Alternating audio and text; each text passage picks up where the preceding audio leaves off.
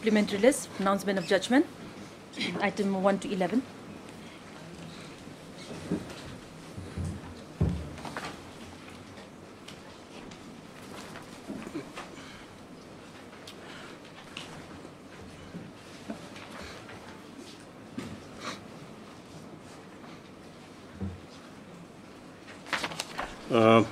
The writ petitioners, as they put in long years of service and gain considerable experience, therefore have a genuine legitimate expectation to be regularized against the post they're serving in, or they at least be given a chance or a way to secure the same, which, as observed above, has not been afforded to them.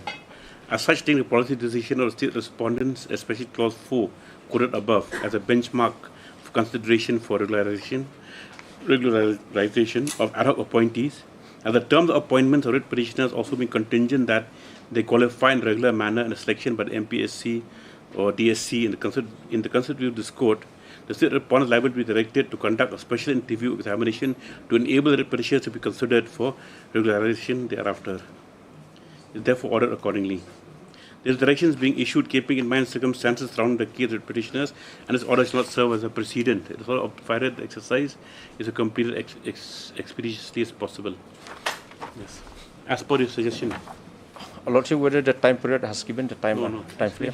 Lordship. Highly apply, your Lordship. Because they were, how many times they wanted to post selection, you know, allowed? Lordship. Yes. Apply, your Lordship. Any mention? Yeah. Your Lordship, I beg to mention items 23 and 24. They're connected matters, Your Lordship. 23 and 24, yes, Your Lordship. Yes. Your Lordship, here there was a meeting that was held on the 16th of May with the scrutiny committee, but we're awaiting the report of the scrutiny committee. Lordship, yes. After 1 week, Your Lordship. After 2 weeks. 1 week, Lordship, because the police have already filed their report, Lordship. Let it be 2 weeks finally, then this matter of 2 weeks to wait the findings of the scrutiny committee. Yes. Obliged, Your Lordship. CM to be list the matter on the prayer of the learned government advocate, list matter of after 2 weeks as the report of scrutiny committee is still awaited. Yes, Your Lordship. And for respondent 46. Very good. Obliged, Your Lordship. Lordship, I beg to mention item number 25, Lordship, of the main list. 20? 25, Lordship. I have already informed the counsel of the other respondents, Lordship. Not does it do this case anymore? You argue it? Lordship, the conducting counsel is indisposed, Lordship. The briefing counsel, Lordship, Mrs. Ardatta, Lordship. That's the reason, Lordship. She's not well. She's not well. After how much? 2 weeks? 1 week, Lordship. They take up to 2 weeks. Yes. Your Lordship, I'm appearing for respondent number 5. Who's the number 5? UGC. 5 is whom? Who are you?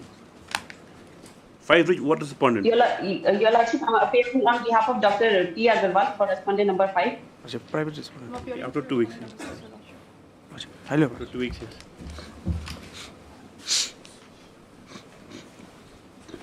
May it please your Lordship. Lordship, I beg to make a mention of item 21 and 22. 21, why? Lordship, we need further time to obtain the 21 is, material. I think, Your Lordship, I pray that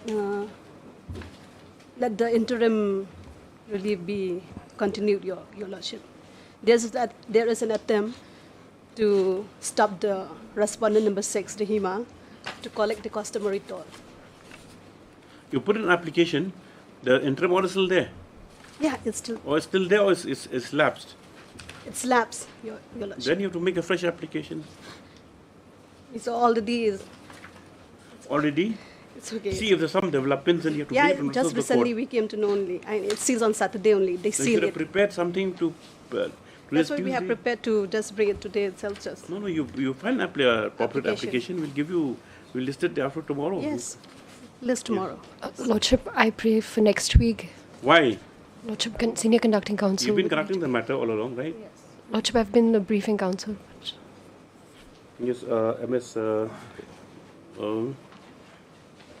Katie Cruz. FL Long Light Learned Counsel for the respondent number 6. 6 has submitted that there are certain developments in the matter which require the urgent attention of the court, especially with regard to the stoppage of collection of customary Customary tolls toll. by the respondent number 6. 6M of Sora. Stop. She prays funds allowed to bring an appropriate application within the week. Yes. Let's list that after. We list it as soon as the application is Yes, we'll put. do. Most likely. See, there's some urgency in the matter, so at least let them, it has to be addressed. We can't let matters hang like this. And 23. And 22, Lordship. 22, who's the other side? Punjab National Bank. You've informed them? No, Lordship, I do Then- undertake to. Who's appearing for the respondent in number 22? Lordship, the local council is P. Ryatam. I'll undertake to inform them, Lordship. Inform them 1 week, yes. Highly obliged, Lordship.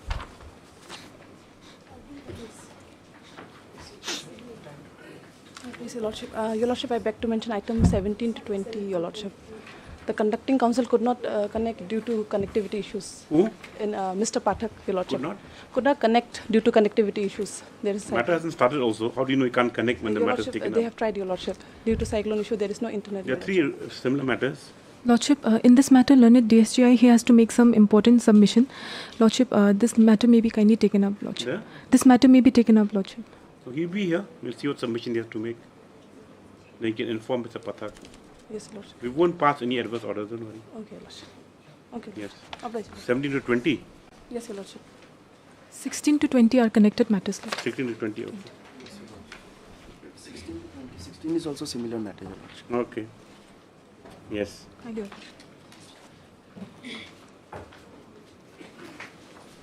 Supplementary list, item number 12.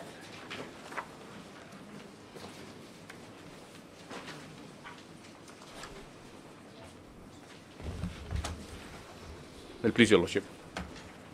Yes, Mr. Lordship, I'm here before this Honourable Court, my Lord, with a limited prayer, just for the speedy disposal of the misapplication, number 1, which is pending before the District Council. Speedy disposal of? Misapplication, my Lord, for injunction, my Lord. Stay of the What's the operation of matter, the probate, my Lord. What has happened, my Lord, here, my Lord, the respondent herein, after the demise of the father, my Lord, who expired on 13/12/21, 13/3/22, my Lord. When the petitioners was... Same that Atul Marakulni. Lordship, My God, this war will never end. Lordship, this is in respect of some properties, my Lord. Soon after There his... was another case recently, like some workshop or That is in respect of different property, my Lord. And this one? This one different property, my Lord. So this Not that person... pollution testing station. No. This is a different one, my Lord. What's the But problem? what has transpired, my Lord, here is that after the demise of the late father, my Lord, on 13/3/22, when the petitioners were still in bereavement, my Lord, he files a probate case on 17/3/22 without implementing the petitioners as the party. Okay. And But this is the wife. wife and the daughter, Okay. suppressing the fact that the properties which allegedly is in the will, my Lord, whose has been transferred in his favor, my Lord. Already transferred to Not them. transferred, my Lord. I mean, the will was executed in the favor of the respondent, my Lord. So he filed the probate case. my No, Lord. you mean to say that he has a will with him. Yes, He is seeking probate of the will. he already Yes, got. and then- the probate was mean, granted that in his favor, my Lord. Okay. Without implementing the respondent, without implementing the petitioners as the parties, my Lord, in the instant case, and with suppressing the fact that the properties, my Lord, Which have been willed. which has been how willed, my Lord. transferred to you. No, yes, it's in the favor of the petitioners, my Lord. So where's the stuck now of the case? Now the petitioners filed the revocation petition, my Lord. Revocation of the probate before the district council, my Lord. Additional When was district it judge. filed? That was filed.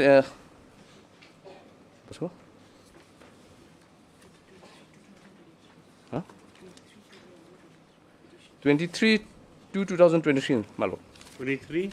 3/2023, my Lord. Okay. Where's the application? Page 44, my Lord. Annexure 7.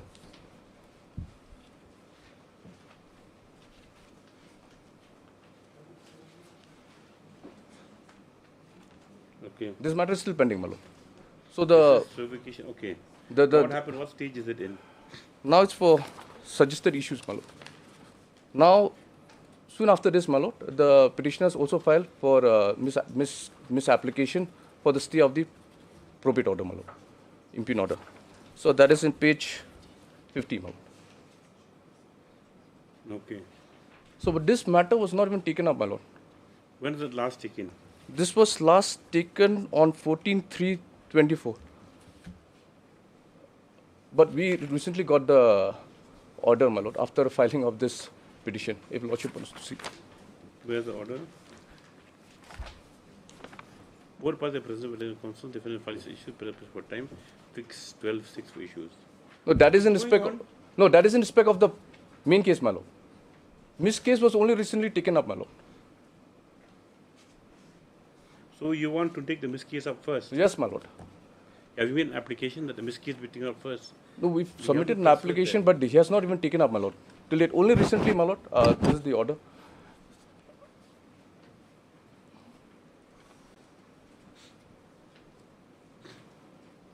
The miss case was taken up, my lord. Miss case was filed along with the main Yeah, case. it was filed, my lord. Together the main case. Not together, my lord, but it was filed.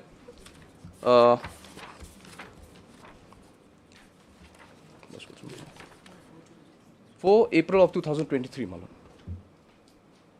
But instead of taking up this misapplication, my lord, he proceeded with the main case, but only recently he took up that matter, my lord. So I'm before this honorable court with just a limited prayer, my lord, that at least the miss case should be taken up first and should be disposed of Now, how can within we a time pass frame, my orders lord. without hearing them? Lordship?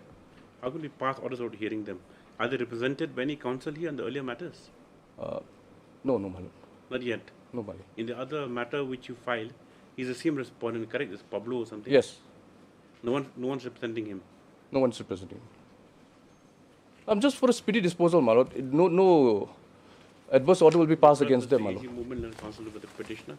Mr. A.G. Moon submits that they own the limited prayer in the instant revision application. It's under 227. Yes, under 227. Under Article 227 is for expeditious disposal of the miss case filed in revocation of probate case number 1 of 2023 under section 263 of the Indian Succession Act. Stop. Next para, issue notice returnable in 2 weeks. Petitioner permitted to take step both by AD and by personal service. Yes, this thereafter and so on. So. Yes. Hello, Rashmi. Item 13.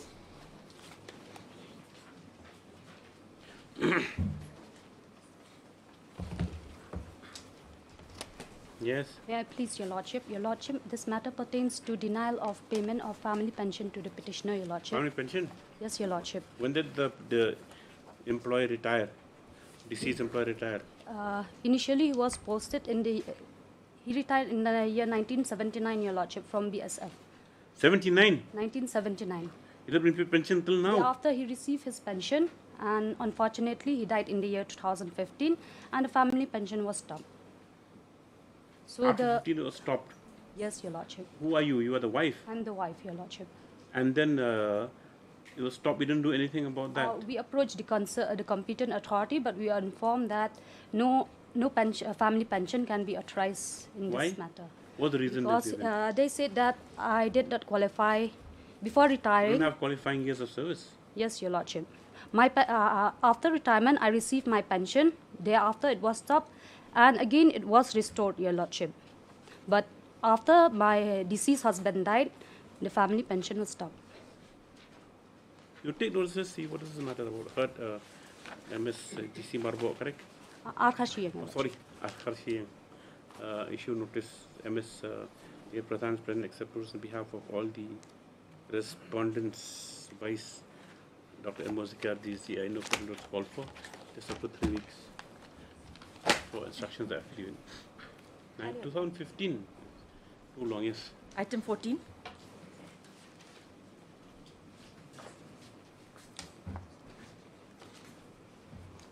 May it please your Lordship? Yes. Lordship, the petitioners herein were all recruited on ad hoc basis prior to 2007, Lordship. and they were regularized white order dated 21 December 2022, which is at page number 151, Lordship. Page 151, annexure 4. 151. 151, Lordship.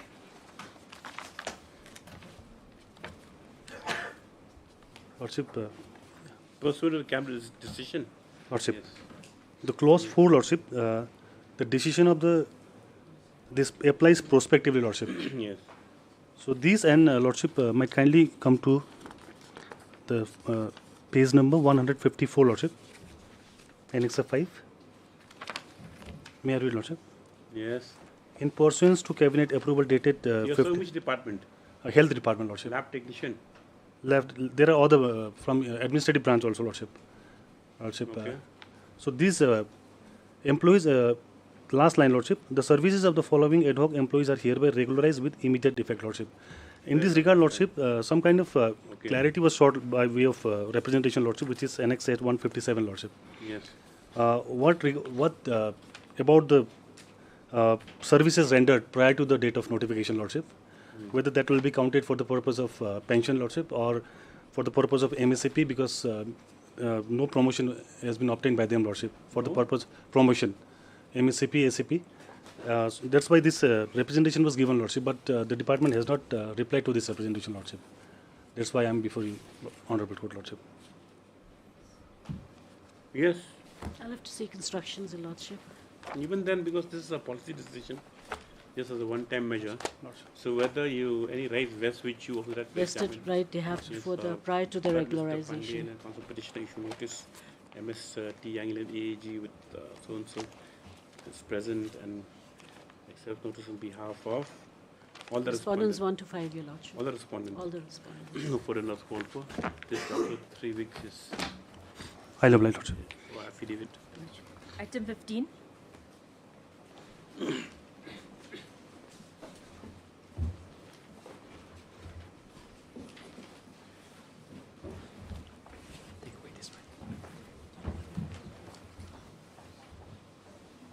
My Lord, this matter relates to interpretation of the proviso. It's coming. Yes. Now, my Lord, under the Maram Sameship Act, any complaint filed by any person against the chief first need to be brought before the Darbar-Hima. And thereafter, the exit committee can proceed. Now, may I take this issue purely confined with the interpretation of the proviso. Complaint is still pending against me, and now. Complaint filed before whom? Complaint filed before the exit committee.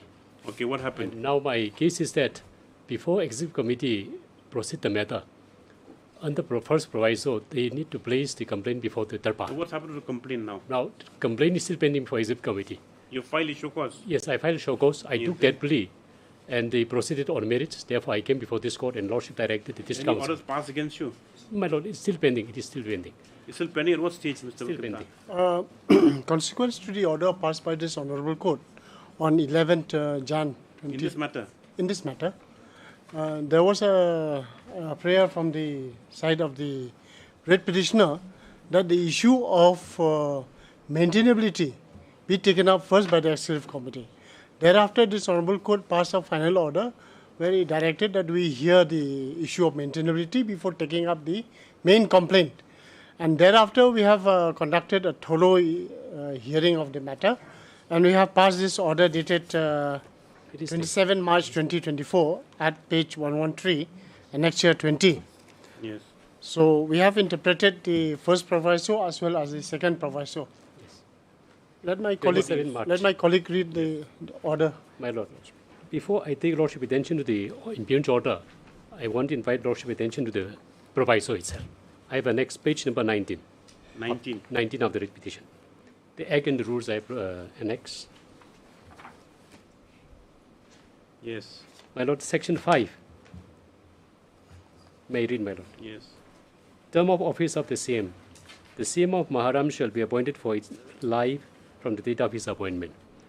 However, in the event of any complaint against the CM which prima facie disclose that he has violated any of the terms and conditions of his appointment, or sanad, or that he has lost the confidence of the majority of his electors, or he has been conducting himself in a manner derogatory to his office, or which may undermine the authority of the council, or he is found to be mentally unfit or incapable to carry out the administration of the HIMA due to ill health, old age, or habitual drunkenness, the Executive Committee may, after inquiry, suspend or remove him from office, provided that any complaint against the same should first be brought to the knowledge and notice of the third-party HIMA. Provided further that the same shall not be removed or suspended from office. Now, one thing, Mr. Chareso, yes, any complaint against the CM should be first brought to knowledge. That means is a Darbar HIMA empowered to take the action, or just it has to come to notice of Darbar HIMA? My lord, there is a, when we see the rule then, of the rule itself, it requires a deliberation by the Darbar HIMA also. No, but the Parent Act says only provide any complaint, knowledge and notice of Darbar HIMA.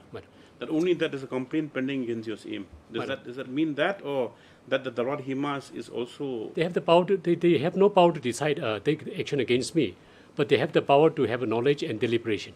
Okay. Therefore, the Section 5 sub-rule 10 required to be read together. Now, before I take your lordship attention to the rules, according to me, my lord, the power to remove or suspend is vested in the first part of Section 5. And now, my lord, I could see two types of complaints. One complaint may be inimical to me. Another complaint may not be inimical to me. For example, I get, because of the physical incapacities, if any member is brought to the notice of the third part or the Executive Committee, it may not be inimical to me. But if I violate the terms and conditions of my appointment, lost majority of the confidence of the electors, that complaint is inimical to me. Inimical to me. So this, whether complaint inimical to me or not inimical to me, is required to be brought before the third part. Because the third part, my lord, according to me, my lord, the instruction I received, before the enactment of this act, who is the authority to remove me? It is the third part only. The power to appoint me, the power to remove is vested with the third part HIMA. Only because of the codification by District Council, the power to remove, suspend me is transferred to the Executive Committee from the hand of the third part. However, the right to knowledge and deliberation still remain vested with the third part HIMA. Now, may I take with the rules? The rule itself also I have annexed. Lordship, may kindly come to page number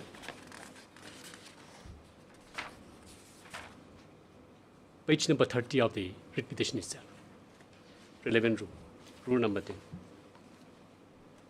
30? Yes, 30. Yes, 30, right. Rule 10? Rule 10, my lord. Miscellaneous. May I come straight to sub-rule 2? Yes. As per customary, any complaint against a CM must be brought to the knowledge of the Darbar by a Lingdo or a Mantri, which shall be discussed in the Darbar convened for the purpose. A Lingdo or Mantri cannot directly complain against the CM or the functioning of the Darbar without the knowledge or discussion in the Darbar HIMA or Darbar CM. Violation of these provisions by any person who claim themselves as self-styled Lingdo or Mantri and misuse officers seal of any duly appointed Lingdo or Mantri is treated as a criminal act, and stern action will be taken against him or her as the same or third party may decide. Now, my lord, when I read together this first proviso of the Section 5, read with this sub-rule 2 of the Rule 10, it is very clear, my lord, complaint is required to be brought before the Darbar. Now, it didn't say, the statute did not say file, my lord. It says brought before the notice of the Darbar, and the rule has opened a scope for deliberation. The Darbar has the right to know and deliberate, my lord. Suppose that they discuss and deliberate, did they have any power to take any action and furtherance to discussion and deliberation? My lord, or they just discuss, deliberate, and say, oh, very well, there's a complaint against the CM, so that's it, you know. So you've discussed about it, and my lord, it's just yes, that, you know, you have the power to influence any decision that can come. That no, it should not be removed. Right. Do you pass a resolution or just discussed? If the statute used the word file before the Darbar, that means before they file before the Executive Committee, it comes there. But the word, it says, my lord, should be brought. Now, therefore, my complaint is already before the Executive Committee. And now it has to be brought before the third-part.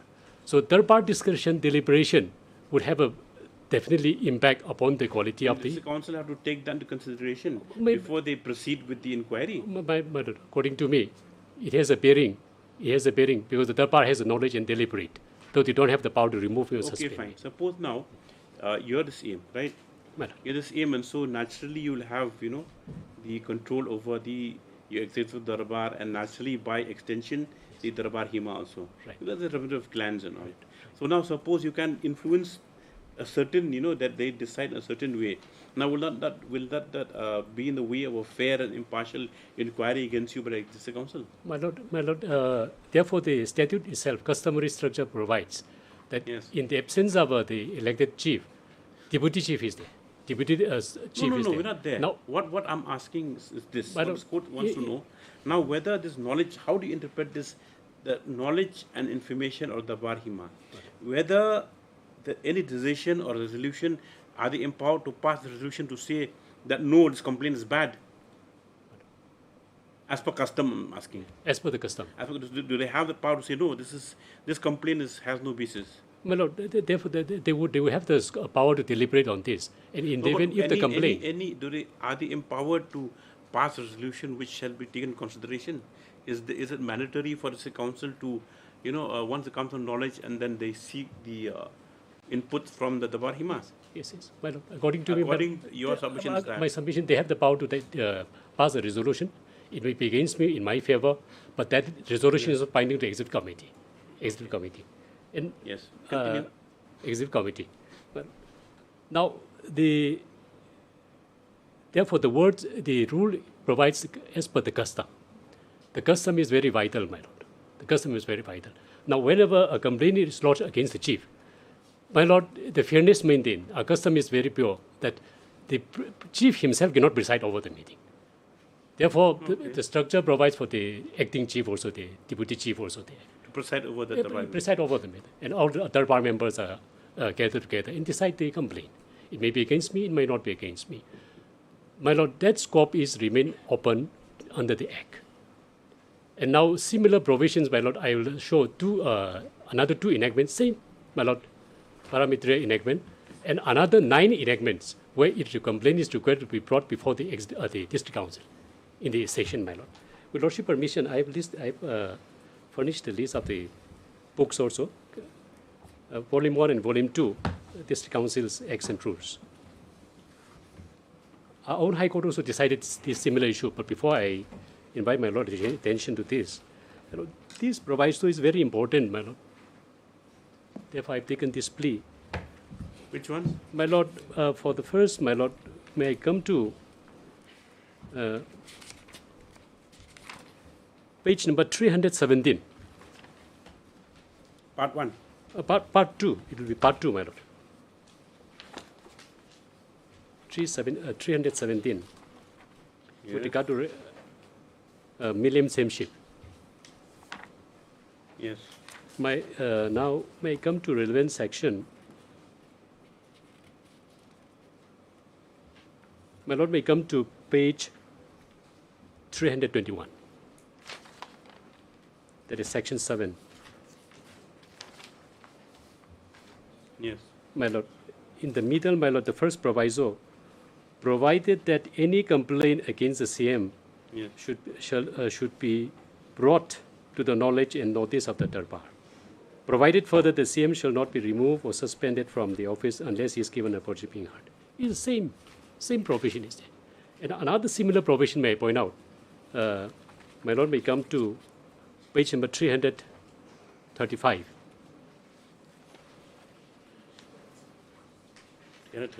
335. Yes. And relevant section may, my Lord, may come to section 7, that is 339.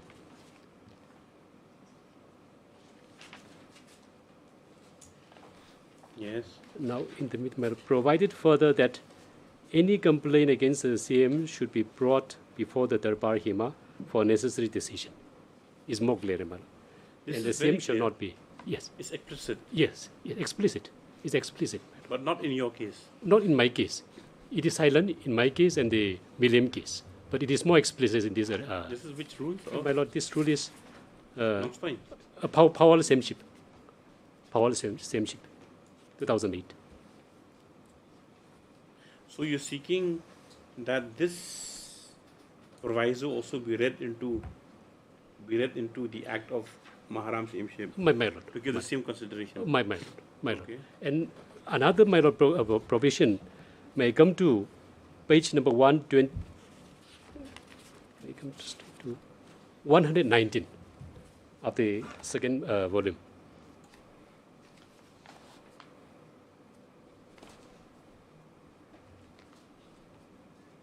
$119. 119 is regard to Rangsi Sitarship Act 1995.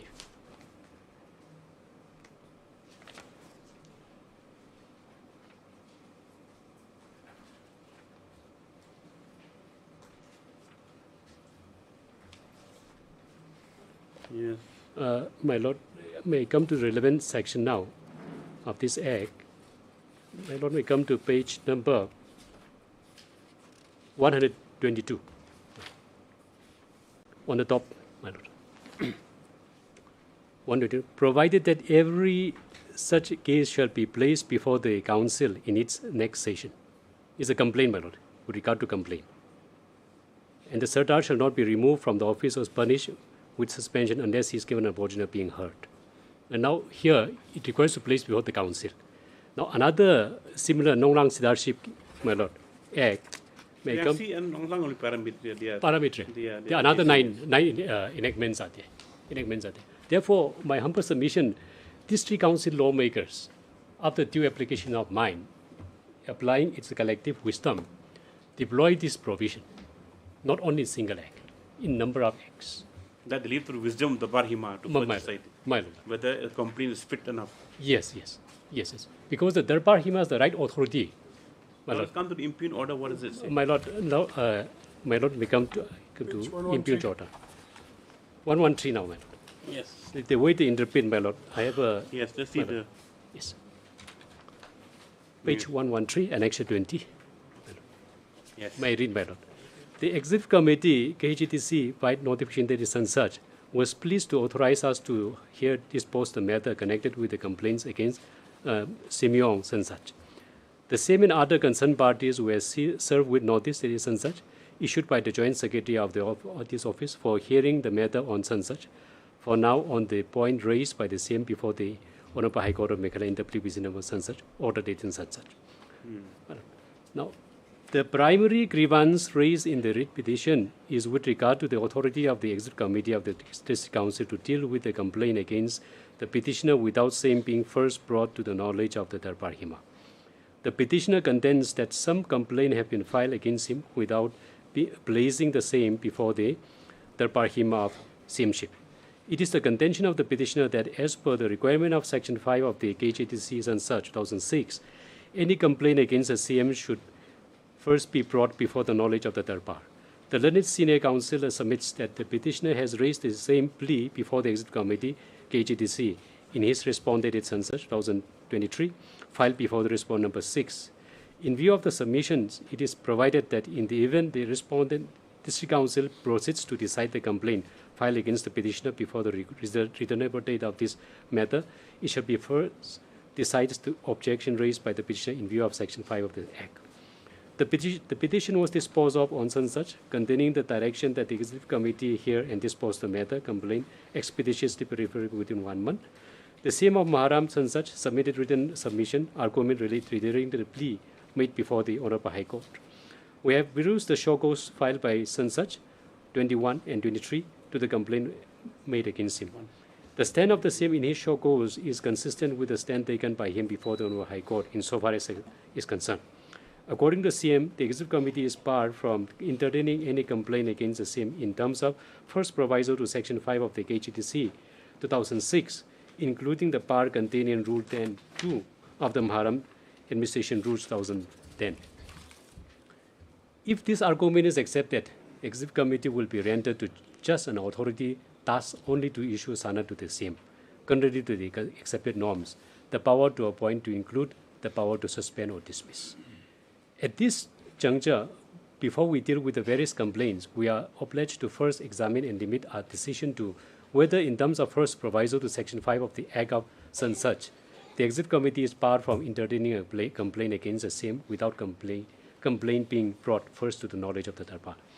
For answering the aforesaid point, it would be important to minutely examine the provisions contained in first and second proviso to Section 5 of the Act. First proviso undisputedly provides that any complaint against the same should be brought to the knowledge and notice of the third party. Second proviso provides the Executive Committee shall not remove or suspend the same from office unless he is given an opportunity of being heard. According to us, both the proviso are to be read harmoniously in conjunction and not in isolation, for lest we do so, a different meaning will arise, leading to confusing state. Second proviso has in fact installed the prerogative authority of the Executive Committee to remove, suspend a same from office after providing opportunity of being heard. Second proviso provides that in the event of any complaint against the same, which prima facie disclosed that he has violated of any of the terms and conditions of his appointment, Senate, or that he has lost the confidence of the majority of his electors, or he has been conducting himself in a manner derogatory to his office, or which may undermine the authority of the council, or may, after inquiry, suspend, remove him from office, which, to our minds, override the condition contained in first proviso. May I just pause for, with Lordship permission? My interpretation is, my Lord, the power to remove or suspend me is already vested in the first part of the Section 5. Now, second proviso is only for maintaining the procedural fairness. Second proviso. But it seems that the way the District Council interprets, it seems Section Proviso 2 overrides the first proviso. Now, the legislature of the KHDC, in its wisdom, enacted just sorry to interrupt. Now, first proviso undisputedly provides that any complaint against the same should first be brought to knowledge and notice. You have no quarrel with that. Yes, right? no quarrel. Now, second proviso provides that he shall not remove or suspend the same without hearing. Yes. So, how do you say that the second proviso will overshadow the first proviso? My Lord, it is not overshadowing. One of the first part of the Section 5 itself, they have the power to remove me after inquiry. Of course. The power is already there. Now, second proviso only contains to safeguard the procedural fairness of giving me right to be heard. That should be heard. Right to be heard. Therefore, first proviso and second proviso is running in different. Why? My Lord, first proviso provides for complaint to be brought before the third part. Correct. And second proviso is, my Lord, empowering the District Council to maintain the right to be heard. Right to be heard.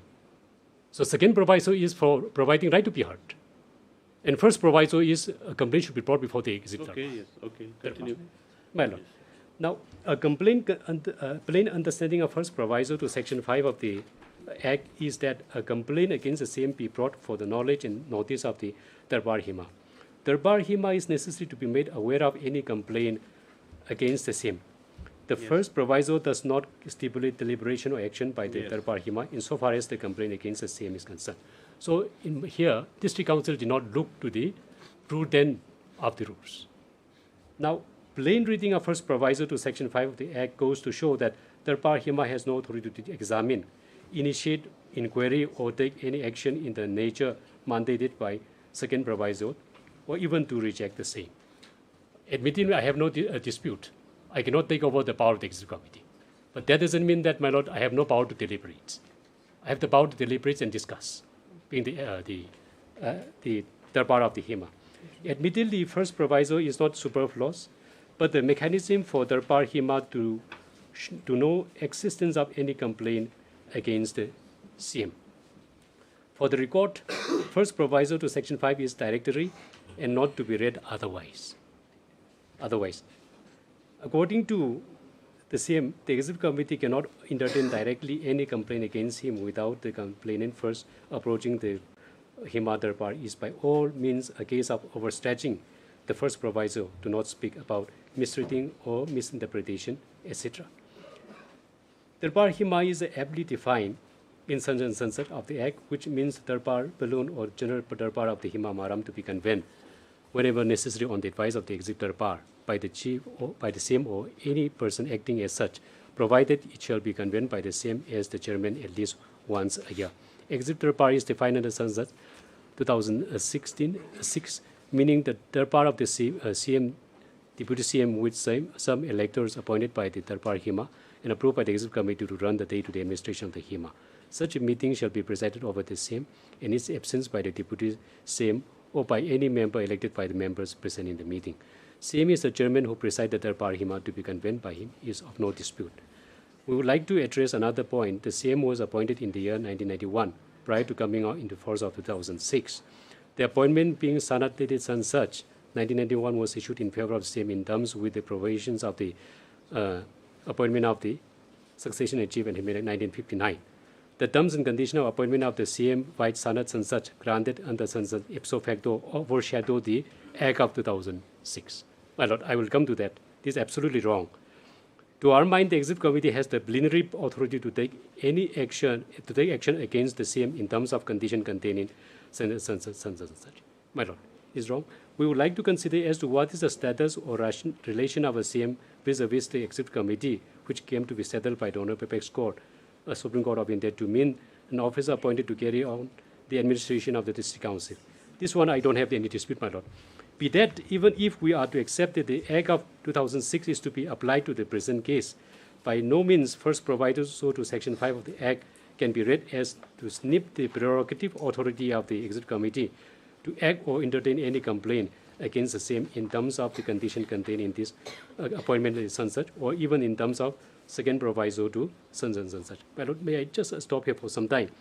It seems the way District Council looked to this in proviso, first proviso, my Lord, you consider that the third party is taking away the power of the Executive Committee. It's absolutely wrong.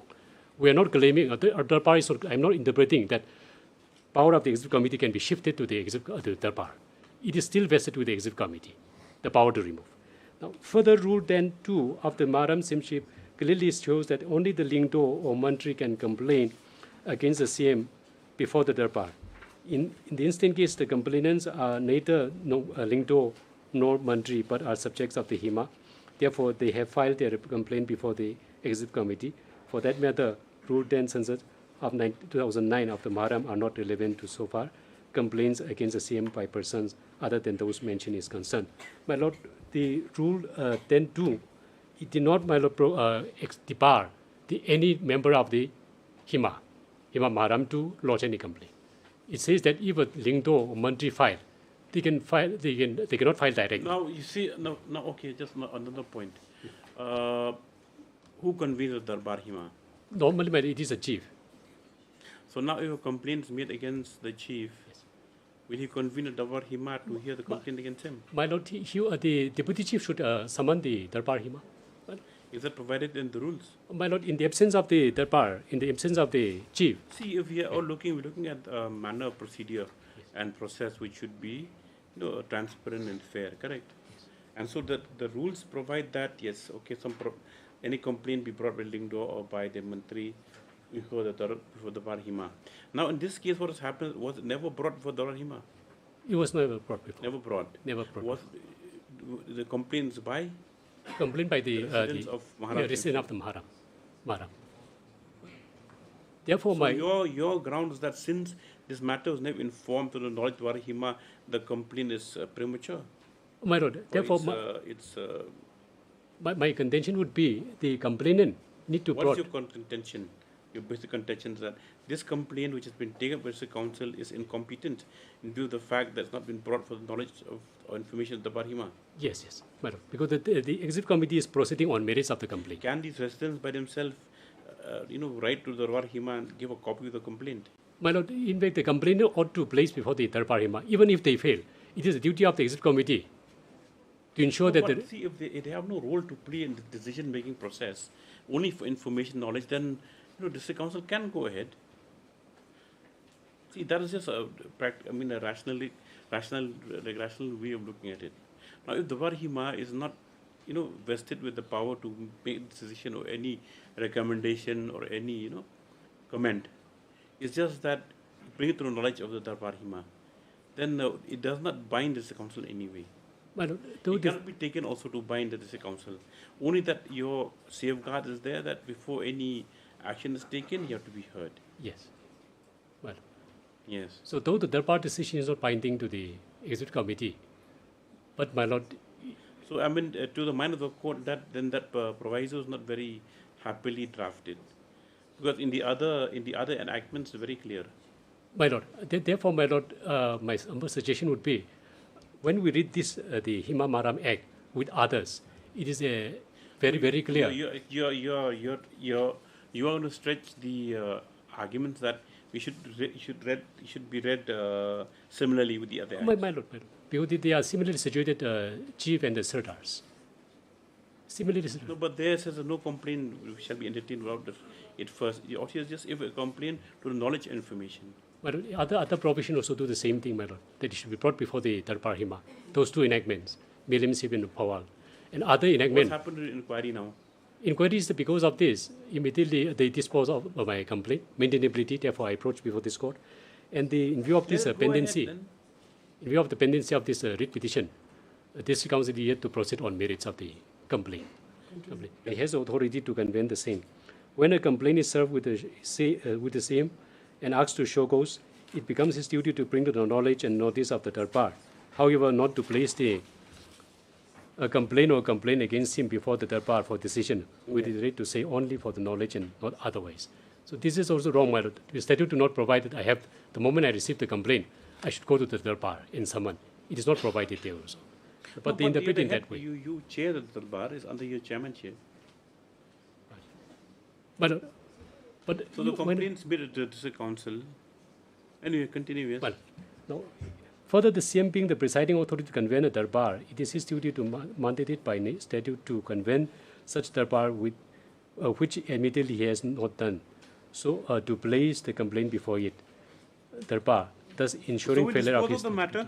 This copy of the complaint be given the Bar Hima. You can deliberate upon it, and we'll give you 2 weeks' time to deliberate, and then let them proceed with inquiry. But that will do. If that will suffice to yes, satisfy the directions of the Act. Yes. And the council not bound to accept the suggestion or something. They're not bound by this. Lordship, the only issue I'm having is that, insofar this order is concerned, that is not to be done anything with it. I mean, no. We have passed a very speaking order. With Lordship permission, before our senior proceeds, may I just point out let the him continue, one judgment Lordship. delivered by own High Court. He has not completed. Let him complete. At least we'll understand. Oh, sorry. Okay. Yes. Page 116. Further the same. But I'll just refer to one of the judgment delivered by this court. 117 of the writ petition. Let him complete, Your Lordship, with the order. Yes. Page 116. Yes, with regard to Jeringam Sidarship.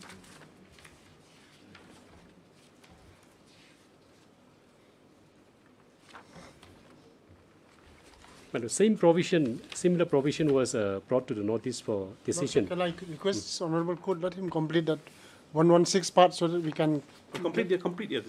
We'll get a clarity. Oh, yes.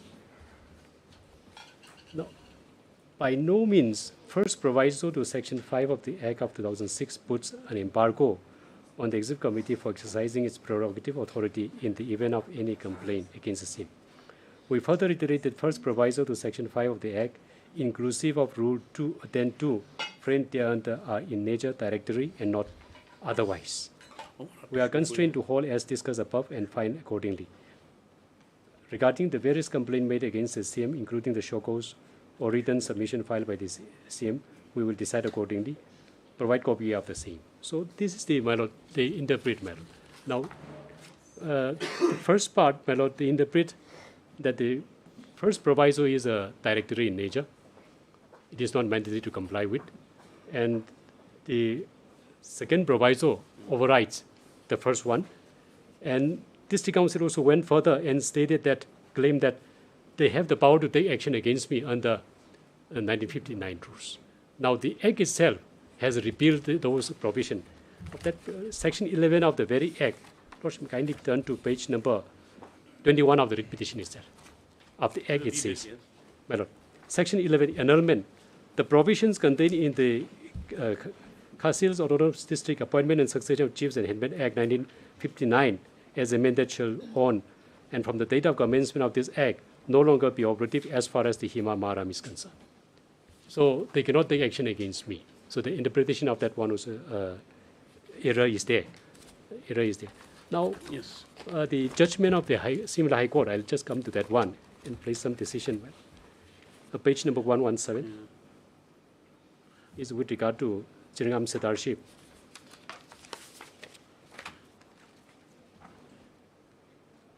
Now, the page number 118, they have the court itself has quoted the section 6 of the section 6, and may come to the page number 119, provided, Lordship quoted, page 119 in the bottom, provided every such case be placed before the council in its next session, and the Sardar shall not be removed from office or punished with suspension unless he is given an opportunity of being heard. So this was also a question, my lord. In that petition, it was not placed before the council, and the complaint was proceeded on marriage by the district council. My lord, page number 119. Yes, 119. 119, my lord. Provided that, in the bottom, my lord. Yes. Provided that every such case be placed before the council in its next session, and the Sardar shall not be removed from office or punished with suspension unless he is given an opportunity of being heard.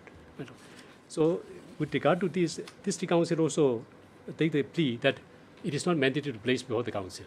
Executive committee has the power to decide the complaint on merits. Therefore, my lord. No, before removal. My lord. See, therefore, may I come removal. See, every case before the council session and the. You have not reached the stage. Not reached the stage. That is true. That is true. No, Lordship, page 120, the next page. This thing, madam. I'm trying to find out the. Yes. Madam. 28, power of the Darbar Hima. Any complaint relating to the functioning and conduct of the Sardar, acting Sardar, deputy Sardar shall not be taken up directly with the executive committee without the knowledge of the Darbar Hima. So this is the issue in that case. And district council said without knowledge of the Darbar Hima, they have the authority to decide on merits of the complaint. That was resisted by the petitioner, and this honourable court laid down, passed this order after referring to judgment, my lord. May I come to page number 122, para 10. The administration of Jiringam Sitarship Rules 2006 is framed by the Executive Committee in exercise of Section 12 of the Act 2005 for the day-to-day administration of the Sitarship in accordance with the statutory customary practice and also in compliance with the provision of the said Act. It is very clear that under Section 6 of the Act 2005, the Executive Committee is the competent authority to take action such as removal of the Sardar from office or suspension of the Sardar. The said rules 2006 only prescribes the procedure to be followed in taking up actions by the Executive Committee under Section 6 of the said Act 2005. Rules and such of the Act 2006 clearly provides that any complaint relating to functioning and conduct of the Sardar, acting Sardar or deputy Sardar shall not be taken up directly by the Executive Committee without the knowledge of the Darbar. Mr. Sansach, appearing for the Sansach, referring to Sansach, contended that the Darbar is the general Darbar of the Jiringam Sidarship convened on the advice of the Executive Committee, Darbar of by the Sardar, acting Sardar or any person acting as such, and therefore the complaint filed against the Sardar cannot be considered by the Darbar Hima in accordance with Sansach, inasmuch as the Sardar cannot decide the complaint filed against him. This court clearly stated above that the construction of the statutory rule should be made in such a manner that every part of the rules and regulations should be given effect, and the harmonious interpretation of the provisions of the Act should be met so that no provision of the Act or rules would be redundant or surplus. In order to make the Rule 28.4 of the Rules 2006 effective, the Darbar Hima, which is going to consider the said complaint dated such filed by respondent number 7 to 13, should not be presided by the Sardar or his relative, that is the deputy Sardar, but by one of the members of the Darbar Hima authorized by the District Council for this purpose. It is the members of the Darbar Hima authorized by District Council for this purpose. It is made clear that if the Darbar Hima requires the hearing of the private respondent number such while considering their complaint such, the private respondents 7 to 13 and also the petition may be heard. the Darbar Hima shall consider and decide the complaint within 3 months from the date of the receipt of the certified copy of the same. So similar interpretation was given by this, where District Council is also a party here. Where is the provision here in this Jangam Act with regard to petition with Darbar Hima? Madam. That is section? That one is page number 20. No, not your act, in this judgment. This judgment. My lord, that one, page number. Where is it quoted? Where is the quoted? My lord, page number 19, page number 120. No, the rule oh, yes. 28. Yes. Rule 28. Power of the Darbar Hima. See, it is mandatory, shall not. Whereas in our act, the act we're referring, what does it say? It just says should be brought, madam. Should be brought. Should be brought. So there's a vast difference between the interpretation of shall and should be brought. Anyway, that is true, but my lord, one has to go with the intent, my lord, the object and purpose and effect of the. Understood, Mr. Chari. So, but the thing is that the whole proceeding should not be frustrated. Also, an act should be made. The intent must be that you should be capable of reading down some provisions, reading up to provisions to make an act implementable and functional. Yes, yes. You get it? And so the thing is that without now the conditions that have been put in the act, that the stipulation should be complied with, but it's not make it dysfunctional. Yes. In the sense that by saying, oh, you didn't do this, didn't do that, the whole thing comes to a standstill. Yes. That is true, my lord. But however, my lordship permission, this first proviso is not an impediment to the district council. What you are saying. Yes, if the way the district council interpretation is accepted, then its first proviso rendered redundant and odious. It serves no purpose. And according to me, my lord, the lawmaker would not use the words inserted first proviso without serving any purpose. Now, why have they decided otherwise? The reason is that you, as the chairman of the Darbar Hima, on a complaint being made, when you're bound in duty to place the same day, and then you withdraw yourself from there, you let the deputy chief preside over the Darbar Hima. Let it be deliberation. My lord, if Lord permits me, I can do that, my lord. Since the statute do not cast it obligation to me. Yes, statute has to be made workable. Since the complainant is the one who moved. It can be taken to say that proviso 1 has divested them of any authority to act against you in accordance with law. My humble interpretation is that first proviso did not divest the power of the executive committee. District council retained the power, but the first proviso maintains that it requires the deliberation knowledge of the Darbar Hima, and the statute do not. That is there. That yes. Whatever the statute has to be complied with. In other few judgments, I will not take my lot of time, but I have a number of few decisions where the law, the Honorable People's Court say that legislature do not use the words without serving any purpose. Those decisions are there.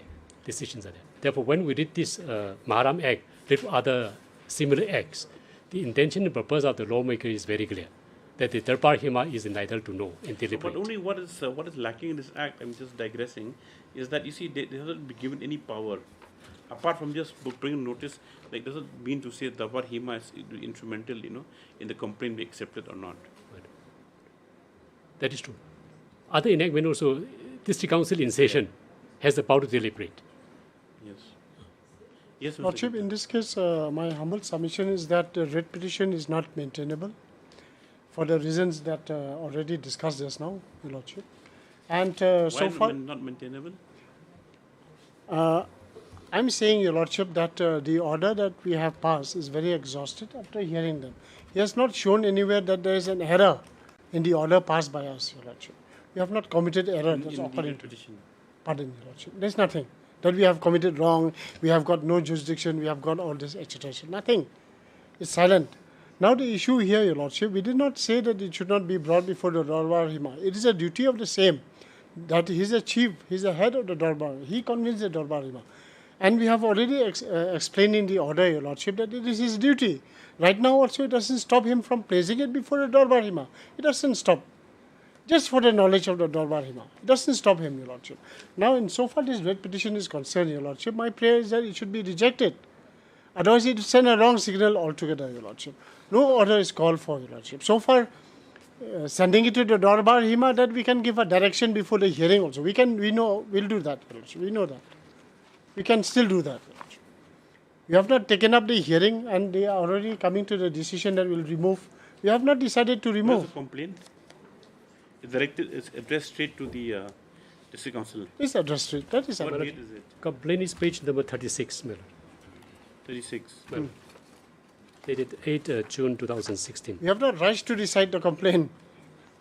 That may be on that record. is the thing. We have not rushed. We didn't want to rush also. See, but the thing is that 2016.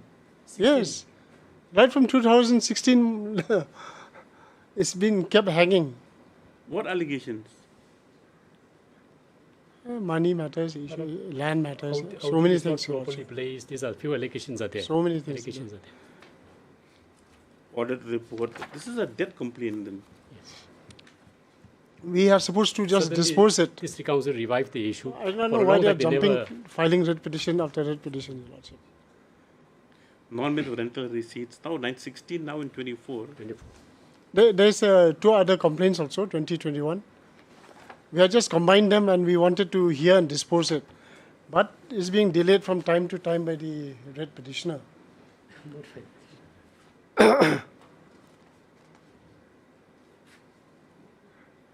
Yes. Anything else to say? I wanted to say, Your Lordship, that this writ petition should be closed and we'll do the needful, Your Lordship. We know our duty.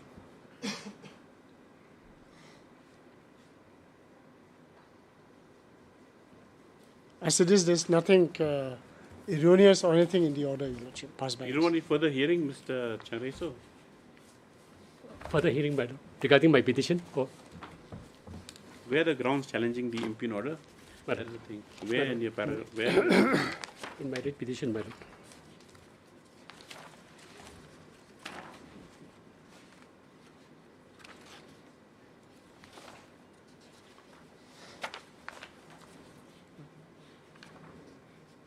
Well, you start from para 16 onwards, madam.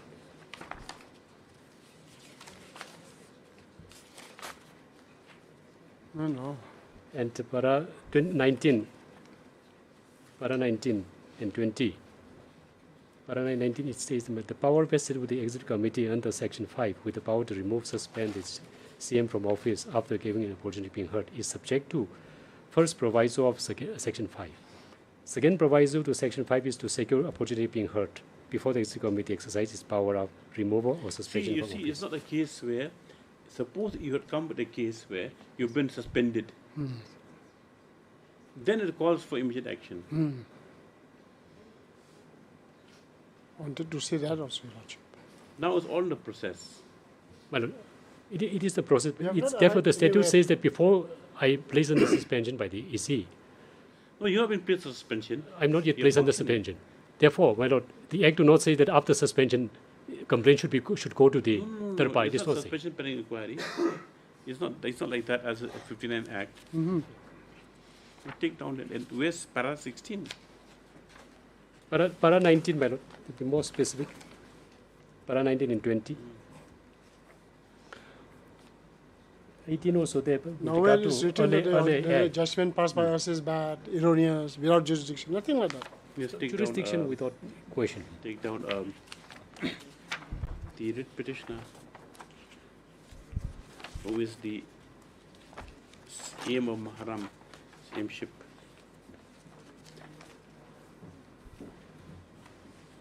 Is before this court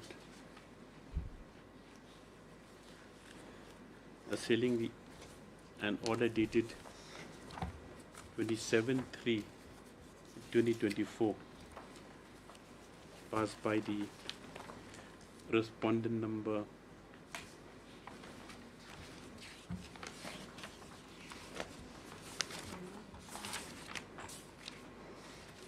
Executive Committee by the passed by the Executive Committee KHEDC represented herein by the respondent number 2. Stop. The basic challenge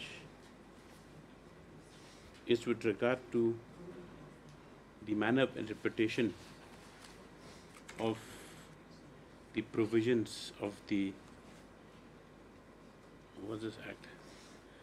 provisions of the Khasi Hills Autonomous District, within bracket, nomination and election of the CM, deputy CM and electors of Hima Maharam, close bracket, Act 1006.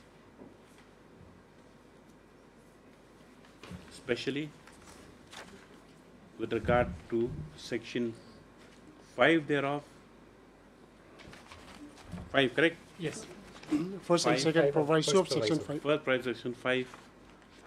First, second proviso section 5. Of section 5. And rule 10.2. Yes. Which has been framed pursuant to the said act. Stop. Next paragraph.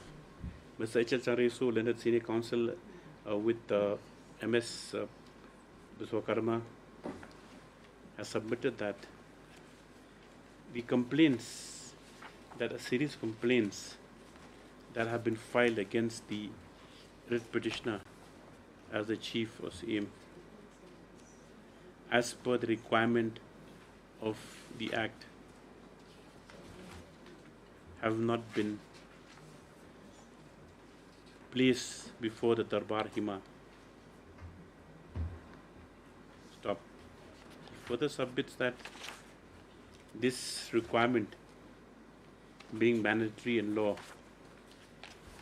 as provided by the Act and other related legislation, has made the complaints premature and incompetent, and that further, without this stipulation being satisfied, the District Council respondents also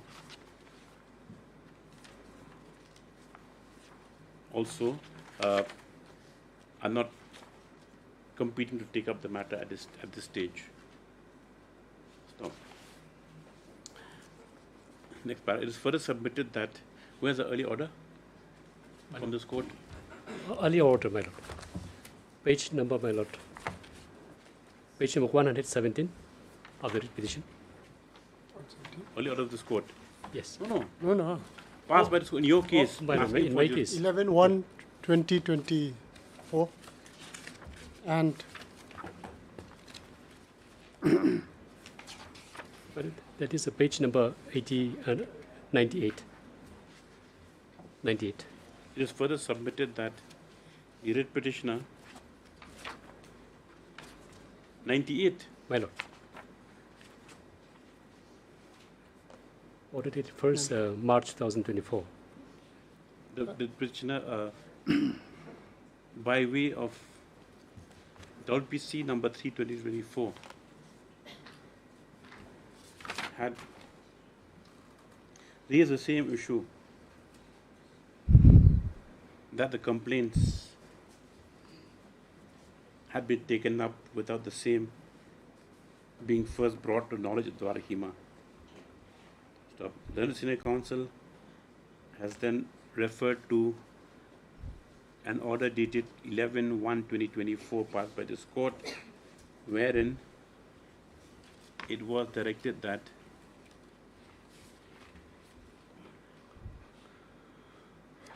be quoted. The objection so raised in view of section 5 of the Act 1006 be taken up and examined by the District Council before the complaint is proceeded with. Stop. He further contends that on this objection, Your Lordship. Yes? Thereafter, by order dated 1/3 at page 98, this matter was closed by directing. Okay, yes. So anyway, 1/3, where it's page here. 98, yes, Your Lordship. This petition was closed. He further submits that the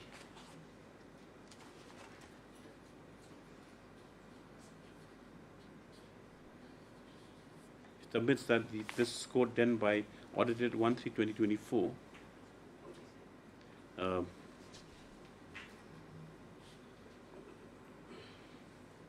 2024, the matter was closed with a direction to the Executive Committee to hear the matter and dispose of the complaint expeditiously. Stop.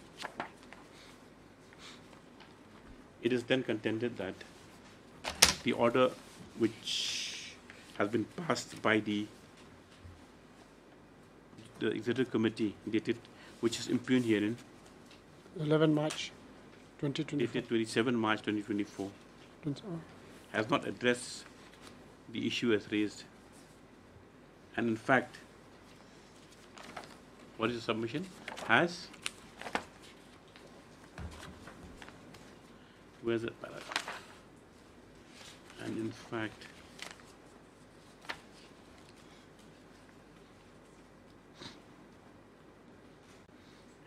the finding that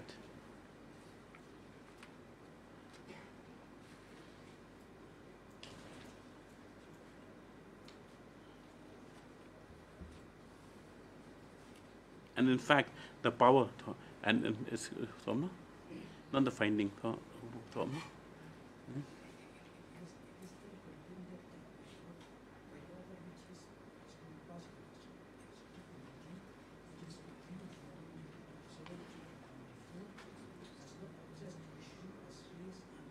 And in fact, has this issue is raised that the power vested with the Executive Committee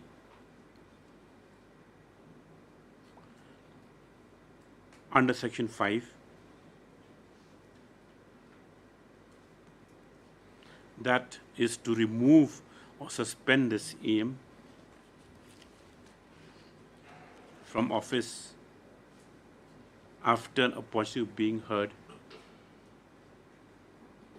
is subject to the first proviso of Section 5, that the matter be first brought to knowledge of the Darbar Hima.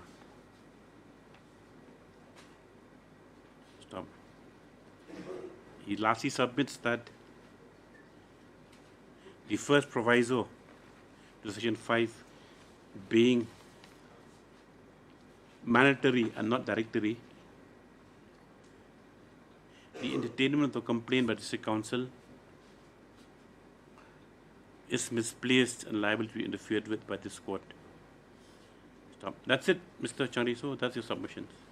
Yes. Well, next, I'm taking in course that you can correct me if I make any mistakes. That's all, yes. Mr. V.K. Kantar, Learner Special Counsel on behalf of the District Council respondents,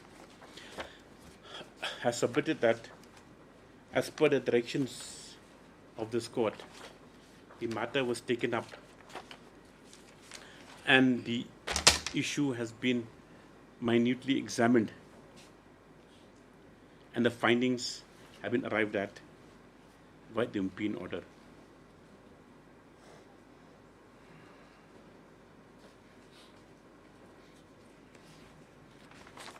It is submitted that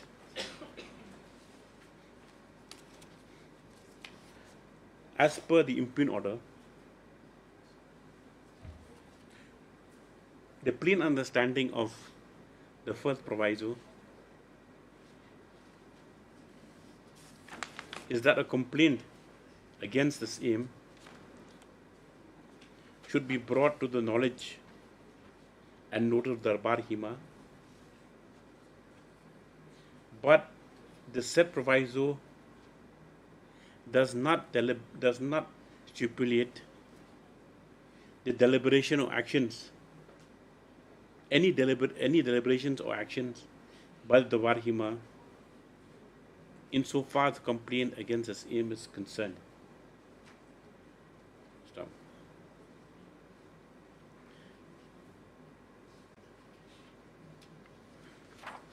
The Learned Senior Counsel then submits that compliance of the proviso is also incumbent upon the chief, upon the petitioner, who as the chief or aim chairs the Darbar Hima, and in his own capacity should have brought the same to the notice of Darbar Hima.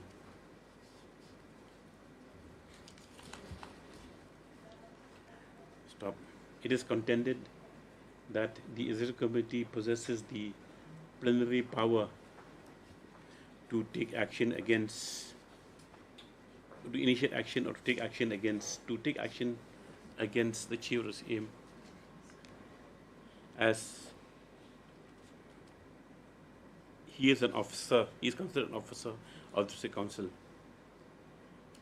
and that it cannot be, and that the second proviso and the first proviso cannot be interpreted to denude the powers of the Executive Committee as given the second proviso in any manner.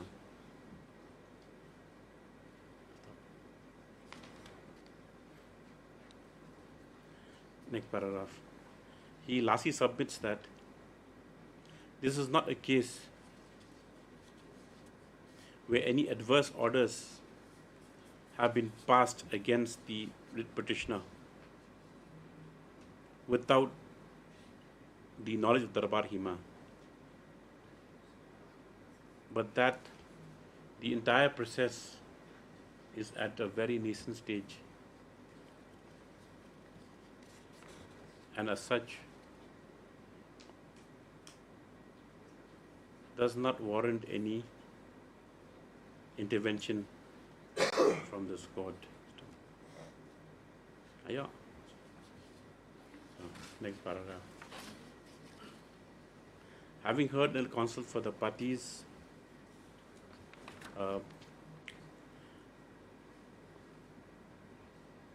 this court notes that the new point in issue is with regard to the stipulation as given in the So-and-so Act, Mahram Act 2006, and the interpretation thereto. Stop. For the sake of convenience, proviso 1 and 2, the extract of section 5, that is proviso 1 and 2, is reproduced here in below. So also Rule 10.2 of the rules. Stop. Where that act? Page 30. Page 17, madam. Yes. Page 17 of the writ petition, Annex 1.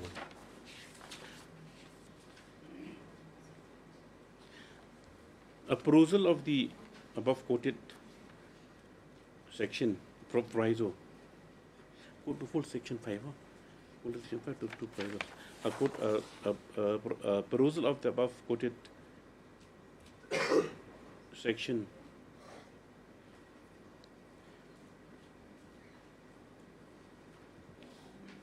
shows that any complaint against his aim should first be brought to the knowledge and notice of the Darbar Hima. Stop. A plain reading of the same would therefore necessarily mean that in the event of any complaint against this aim,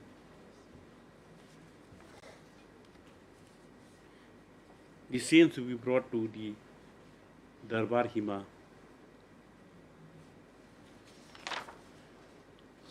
and though the Darbar Hima is not vested with any power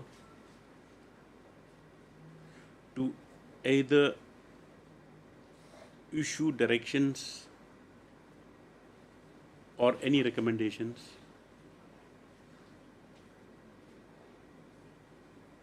it is to be understood that the provision has been inserted in the statute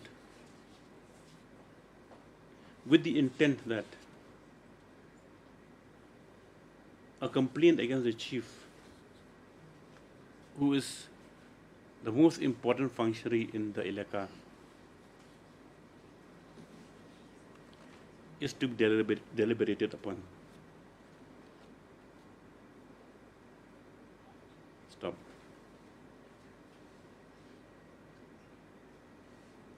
The second proviso. Stop. Rule 10(2), which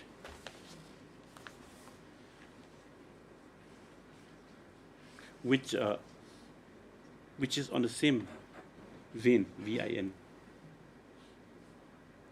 provides further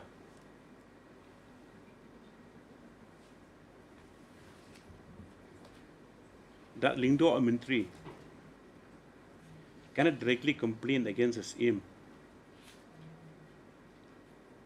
or the functioning of the Darbar without a knowledge discussion in the Darbar Hima or Darbar's aim.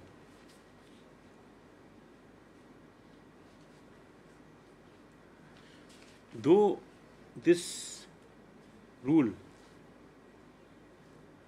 apparently restricts the said complaint to be only in the case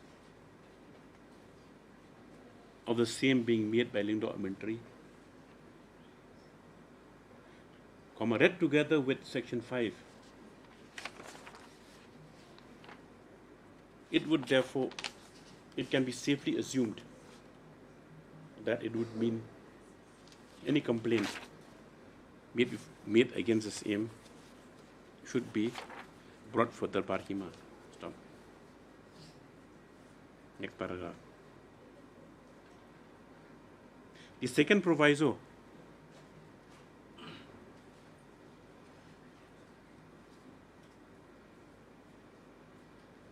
in the considered view of this court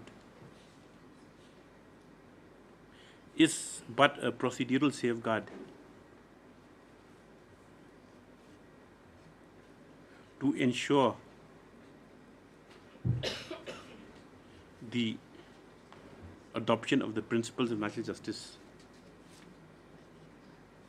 inasmuch as it has provided that this aim shall not be removed or suspended from office unless he is given an opportunity of being heard. Stop. Next paragraph. Though a lot has been made out about the conflict between these two provisions, to the mind of the court, there is not even the need for harmonious construction does not arise.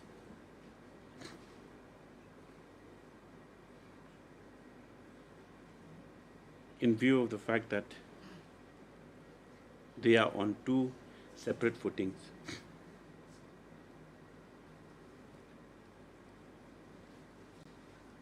And on the fulfillment of the first proviso, and on the matter being taken up by the Respondents' Council,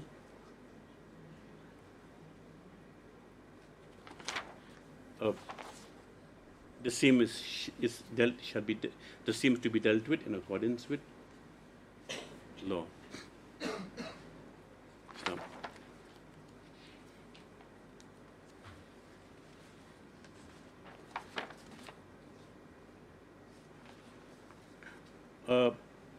What about that? What about that 959 Act? You want any mention made in the judgment?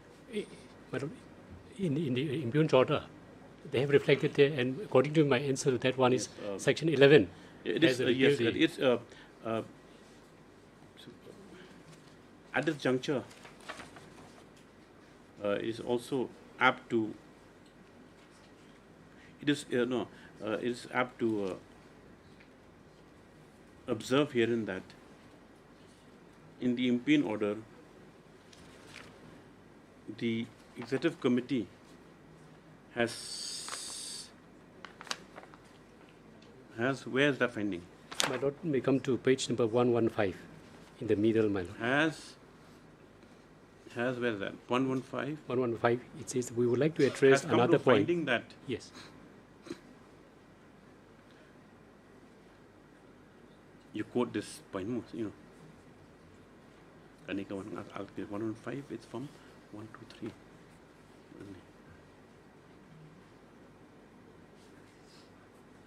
The 3 paragraphs, A above. A in page 105, A. From, no?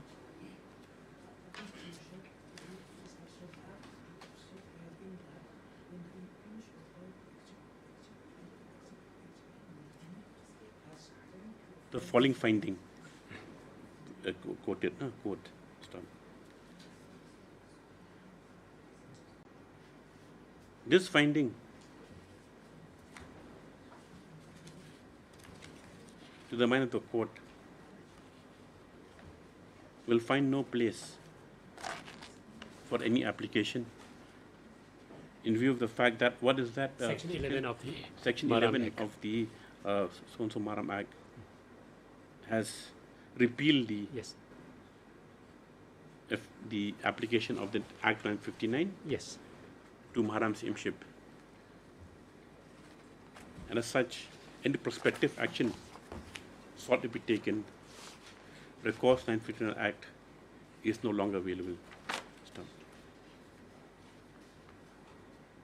Next paragraph. In this view of the matter, another facts and circumstances of the case, in his view of the matter, as in his view of the matter, as the only grievance of the writ petitioner with regard to the non-observance of procedure, Barrister Counsel, and under the facts and circumstances of the case, it is directed that before the Council proceeds with the complaints,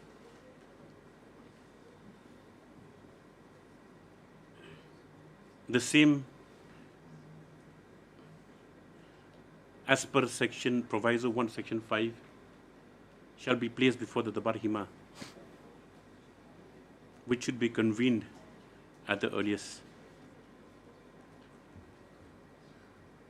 and the deliberations any may be taken for consideration by the Council before the complaint is formally adjudicated. Lordship, that is not mandated in the law for them to deliberate. It is the rules here. We have to read down to the rules. The rules will not cannot override the act. Yes.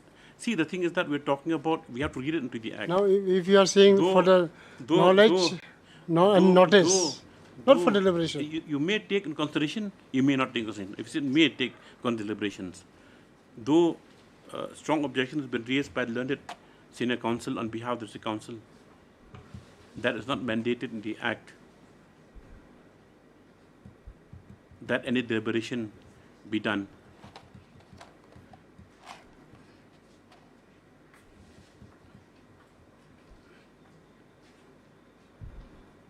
By a proper reading of the said proviso, even if the deliberation is perfunctory or detailed, this is council, it is not incumbent on council to accept the same. But only that the mandate of the act has been fulfilled. Stop. When can you convene a Darbar? Within a month's time, we can. Yes, 10 days, 15 days. The Darbar Hima, the complaints should be placed by who will place the complaints? It should be placed by the complainant. They are the one who moved the. No, Your Lordship. Are they made parties here? They are a party. They are a party. We are going to do the needful, Your Lordship. Yes. We will. Yes, as Mr. V.C. Kantan has undertaken that the executive committee shall take necessary steps to forward the complaints to the Darbar Hima, which should be convened within a period of 3 weeks from today. Yes. And thereafter, Lordship, conclude the proceedings a week thereafter. Yes. Lordship, what I'm trying to say is that we are not going to forward the complaints. We are going to direct the chief to place the complaint because it's already there. Then you pass orders. Yes, let this council pass. I'll correct it in the end. Yes. Chief. See, if you cannot have an OTO's provision that just plays on knowledge, we know how things run. So at least let the deliberation. Suppose the deliberations come to you, you examine them, you find there are valid grounds for not proceeding ahead. You're not bound to accept those not bound to accept the deliberation. It's just that it has to pushing go us to the walls, Your Lordship. In fact, we never intended to do anything drastic. See, it's well within your power to do anything you want to do. We have not done anything in his. Yes. Your Lordship, there is one before next matter is called, Your Lordship. That point where Your Lordship has indicated that by virtue of Section 11, the Act of 1959 has been thing. Now, then if that is the case, then the chief, the writ petitioner is holding the Rastanat under the 1959 Act. It's prospective. Any action under the Act is prospective. So whatever, so that is the thing. Prospective. That is it. Yeah. Good day, Your Honor. Yes, item number 1. Yes.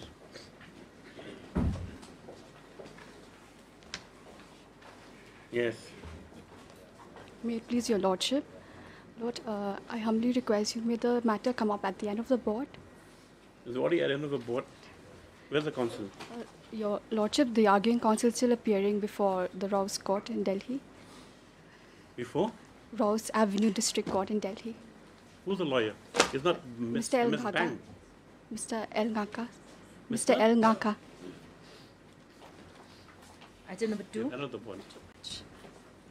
Item number 2.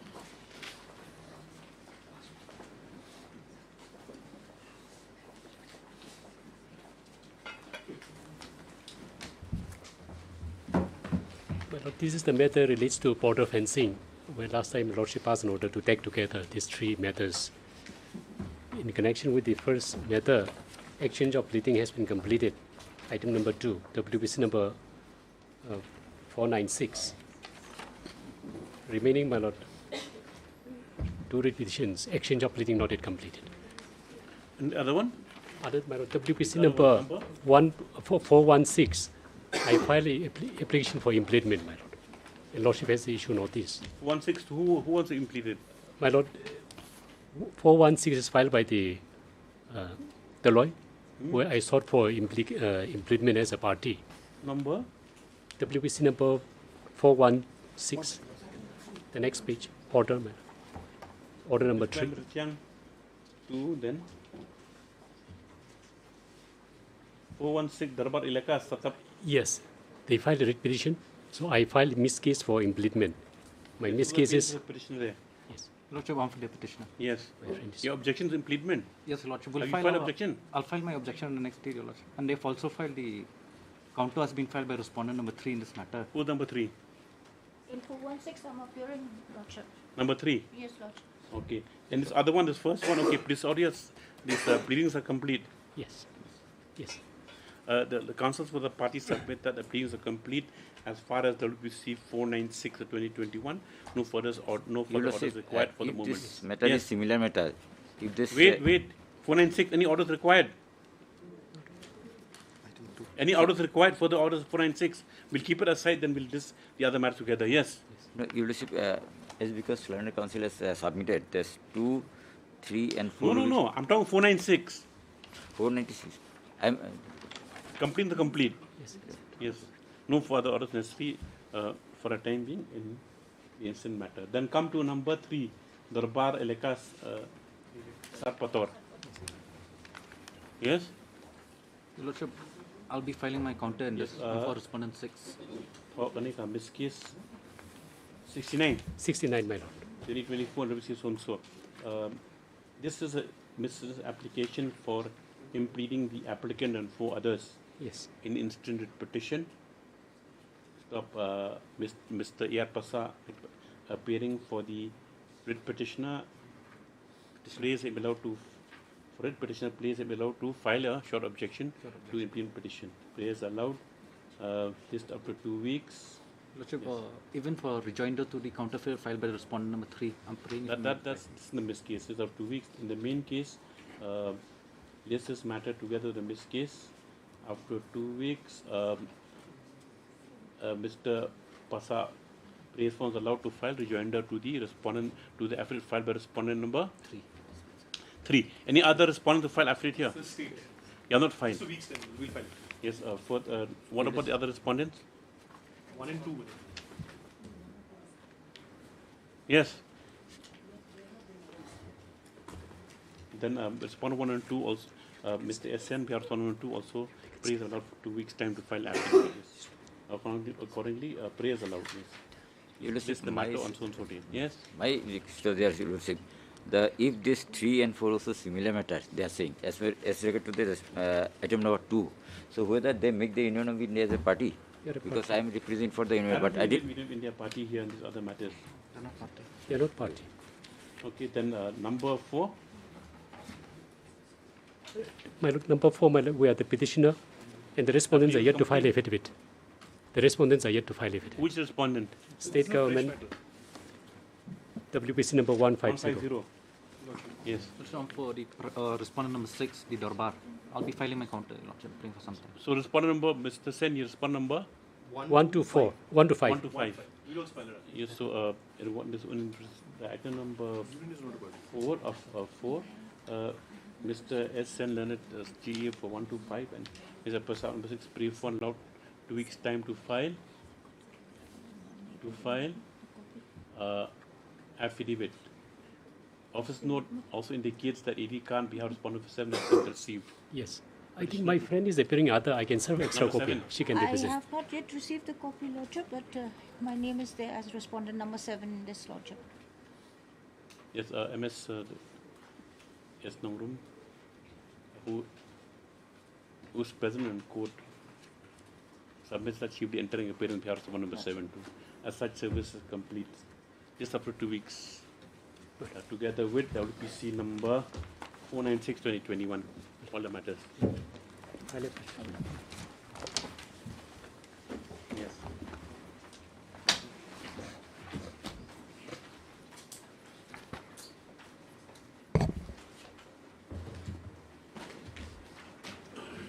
Item number 5.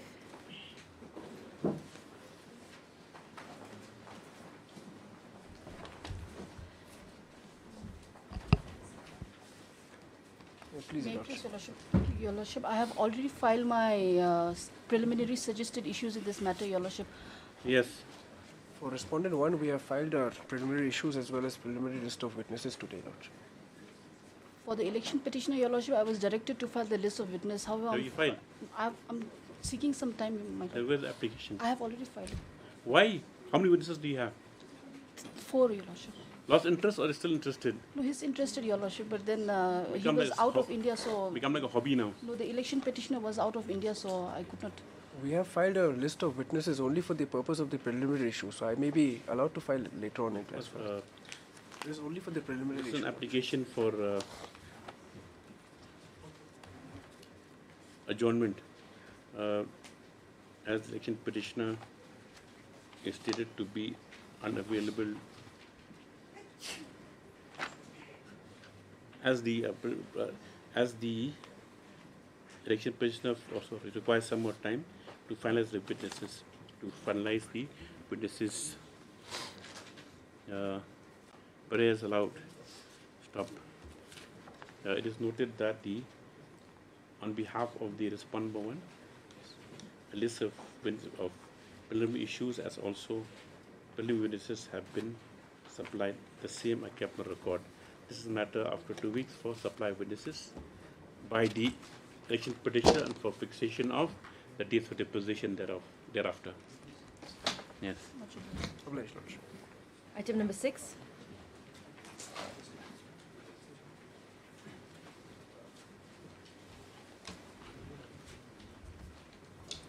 Yes, number 5. Course of the day. Yes. State Aswag, Your Lordship. Your Lordship, I'll be filing a rejoinder, Your Lordship. You won't file rejoinder? I'll be filing, Your Lordship. Mr. Kharsoum. submits that rejoinder on behalf of number 5 will file in the course of the day. Stop. Mr. S.J. Dingdo responds allowed 2 weeks time for rejoinder to all affidavits. I pray for 3 weeks' time, Your Lordship. 3 weeks time? Yes. Why? To all the affidavits, Your Lordship. 1 week per affidavit. Okay, 3 weeks time, yes. Obliged. Item number 7.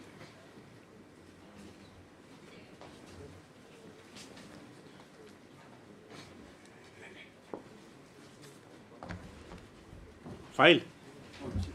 We pay costs. So what? So what if the mistake is not here?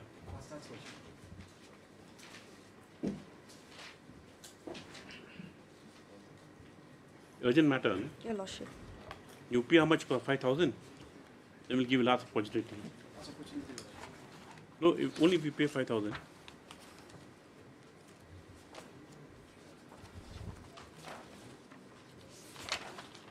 What do you say, Mr. Singhan? My Lord. He's a very vital respondent, number 6, correct? My Lord. By order dated 10/5/2024, this court had observed that affidavit should appear in board the next date. Today, Mr. Areng, correct? Submits that due to the absence of a senior, he is not in a position to file the same. How much cost he'll pay? No instruction to pay costs. Okay. Final opportunity of 1 week granted. Yes. Obliged. Item number 8.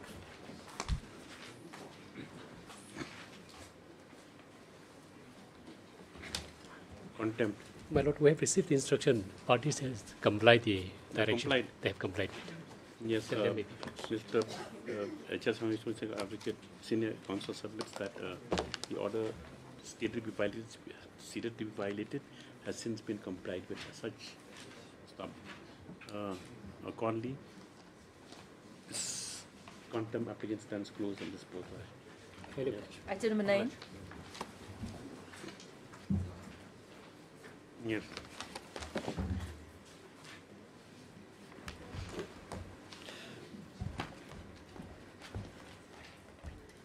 May I please, Your Lordship? You saw the last order. What the order say? Mr. S.D. Learned Counsel for the respondent submit that instruction have received. We pray that he may be allowed 2 weeks' time to file the affidavit, Your Lordship. So where's the affidavit? I will pray 2 weeks' time, Your Lordship. But last time you said 2 weeks instructions received. What instructions have you got? It was not proper, Your Lordship, so we need some more time You to got clarify. improper instructions. Yes, Your Lordship. Yes. This is with regards for to a 2 weeks time payment. as prayed granted. Yes. Much obliged, Your Lordship. Item number 10.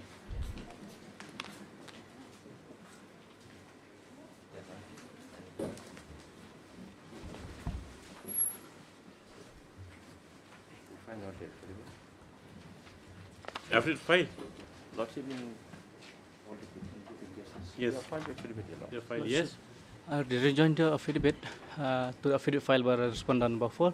I'll file during the course of the day, Your Lordship. 1 and 2. Seek time, so shift file. We need some more time. You're Mr. SS Norum, Your Lordship. SS Norum. SS Norum. SS Norum. Okay. Please submits that the rejoinder to the affidavit respondent number 4 will be filed in the course of the day, and prays that he may allow 2 weeks time for rejoinder of the affidavit that has just been to filed stay by respondent. respondents 1 and 2. Prays all just for 2 weeks. Yes. 11. Connected, Your Lordship. Just after together with also.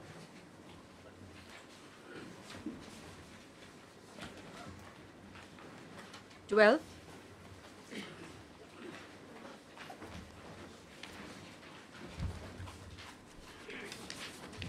Please, Your Lordship. Lordship, I'm praying for some time to file my affidavit. Respondent 5. Number? Respondent number 5. Yes, Salam. Number 6. 1 file. 7. I have already filed, Lordship. Yes. Your Lordship has been asking time again and again because this matter is very urgent, Your. It's very urgent. Yes, Your Lordship. What to do? How long it will take? What is the matter about? This is regarding the appointment, Your Lordship. Appointment of what? Of the Appointment doctor? of the, yes, Lordship. Appointment of the petitioner, sorry.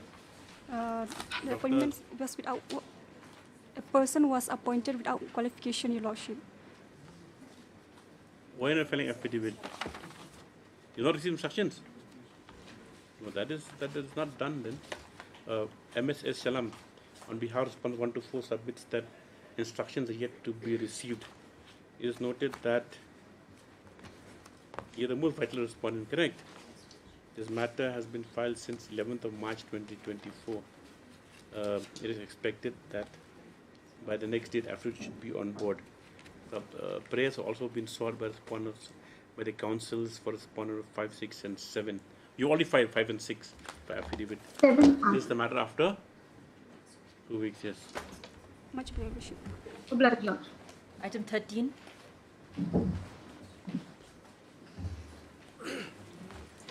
Yes, Mr. Please, Your Lordship. Yes. Your Lordship, this matter pertains to regularization, Your Lordship. However, the personal department has not been made party.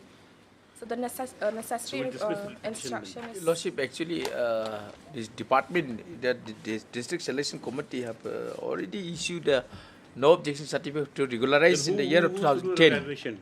They no objection, they recommend. They are just recommending authority. I will file a small application to implement the... File big application also doesn't matter, but implement the right parties. Yes. Yes, Mr. On the same, on the objection raised by learned GA that the necessary parties are not implemented, Mr. P.T. Sangma praised out to file application seeking implement of necessary and proper parties. Yes. Much appreciated. After 3 weeks, yes. Yes. Item 14. 5 months. Well, it's 5 months. 5 months, huh? Yes. Obliged. Yes. Hearing, item 15.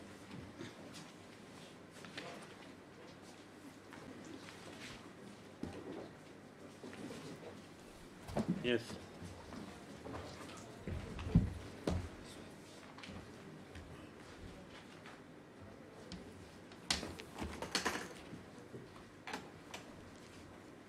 Why it took time last time, Karthien? I was not well that time. Oh, you're not well. Okay, yes.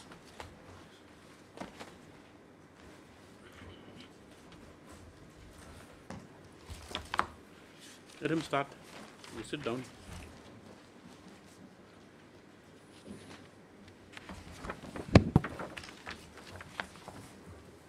We'll go sit at the paper book, correct? Yes, Lordship. We'll go sit at the paper book. Paper book, Lordship.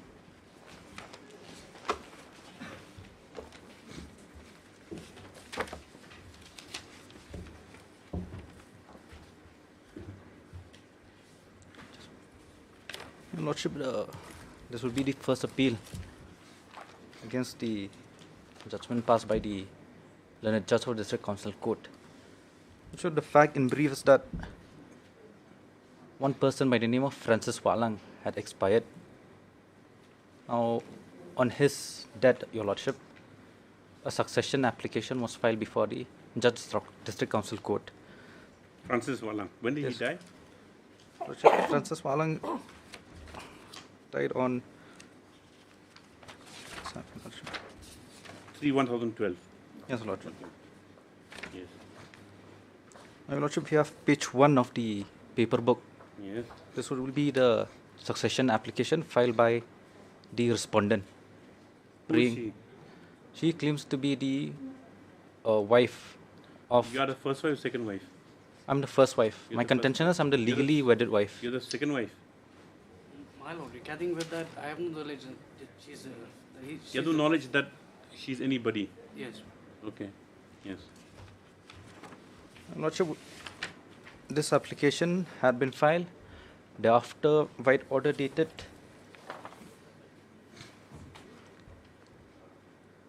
6/12/2012, Your Lordship. Where is that?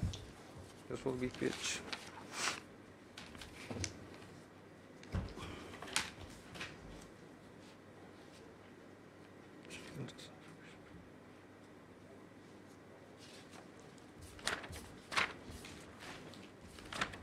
So the order will be in page 148, Your Lordship. 148. Yes, Lordship.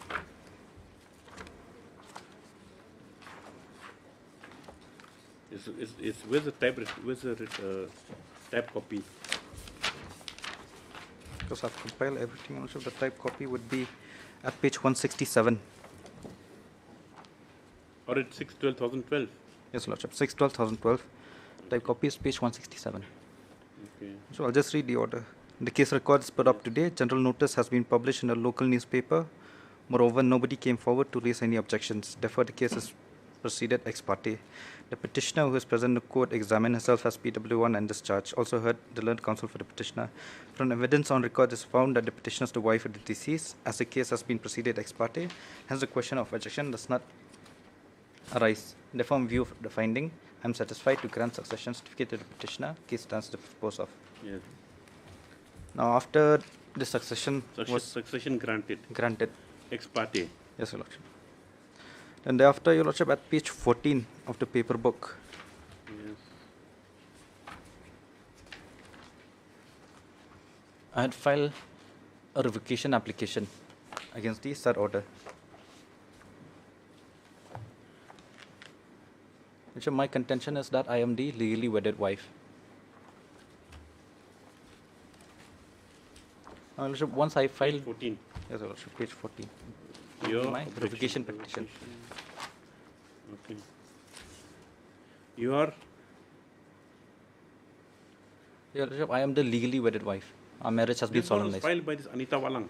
Anita Walang was filed later, Your Lordship. She claimed to be the sister. Now, now this is your Misilda Lingdo. Misilda, Your Lordship. Okay, this is your revocation application. Lordship, this has been registered as petition number, Your Lordship. This is not as miss case. It has been registered as petition number 363 of 2013. But he has written as 174 of 2012. This will be the original case number, Your Lordship, succession case number. You registered as? A petition, Your Lordship, the seal will be there. Petition number 363 of 2013. Okay, I can't see it. Anyway, okay. It was, this revocation petition is 373. Yes, Lordship. 373 of? 363 of 2013. 2013, okay. Yes. Now, Your Lordship, if may have page 168, this will be a type copy of the order.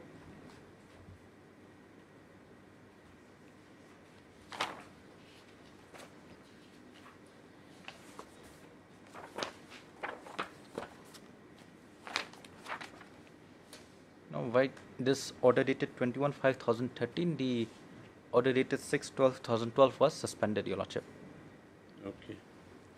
Kept in abeyance. Kept in abeyance, Lordship. Now, after Your Lordship, show cause was filed, and after the show cause was filed, another revocation was filed by the sister of the deceased person, Anita Walang. Now, Your Lordship, I will not go to the revocation application of Anita Walang as she is not contesting anymore with regards to the succession, so we won't. Yes. Now, Your Lordship, I'll take you directly to the issues framed by the court, Your Lordship. May have at page 61A. Page 61. 61.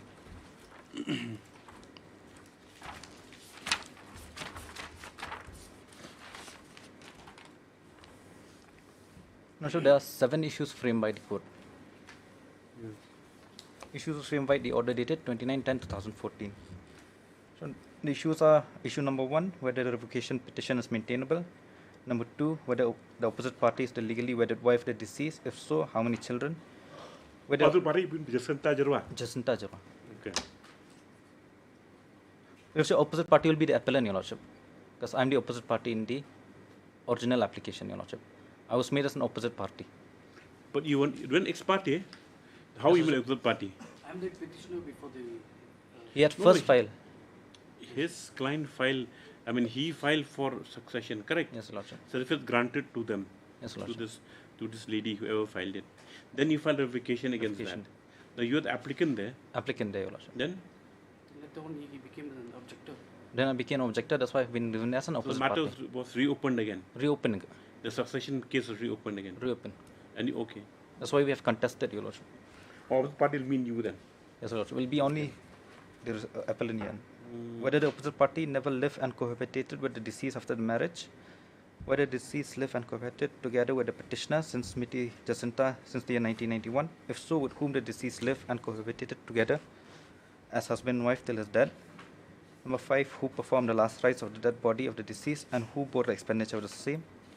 Number 6, who is legally entitled to inherit the debts and security left behind by the deceased. To what other relief are the parties entitled to? Now, Your Lordship, out of these 7 issues framed, my submission will be there are 2 most important issues here. There will be issue number 2, whether the opposite party is the legally wedded wife, and issue number 6, who is legally entitled. Okay.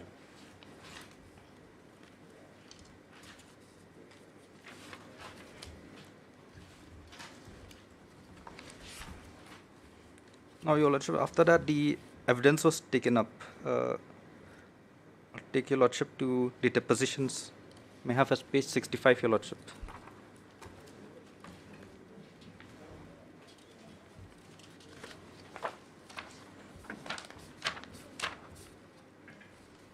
So before I come to the evidence, my ground for coming before this challenging the order passed on the judge is simply on the ground that a finding was made out by the learned judge that I, the appellant, am the legally wedded wife.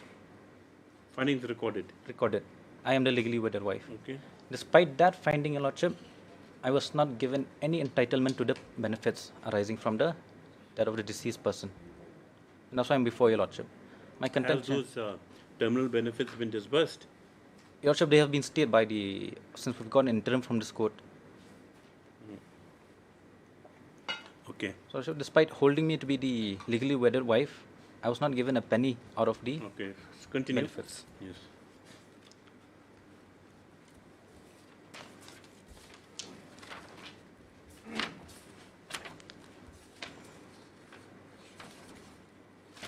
Now, Lordship, page 65 will be the affidavit examination chief of PW1, who was the respondent here, and accordingly cross-examination was. What did he say in the examination chief? Your Lordship, in some substance. So they had 4 children out of wedlock. 4 children, Your Lordship. Okay.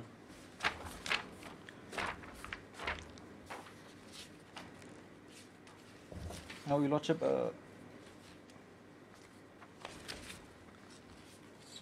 I'll take to the examination of chiefs. May I have at page 73. Cross-examination? Cross-examination. Of? The respondent, PW1.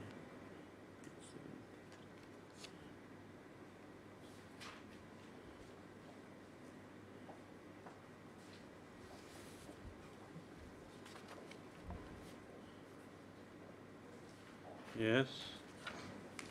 I'll just read, Your Lordship. It is a fact that my marriage with my deceased husband has not been solemnized in the church.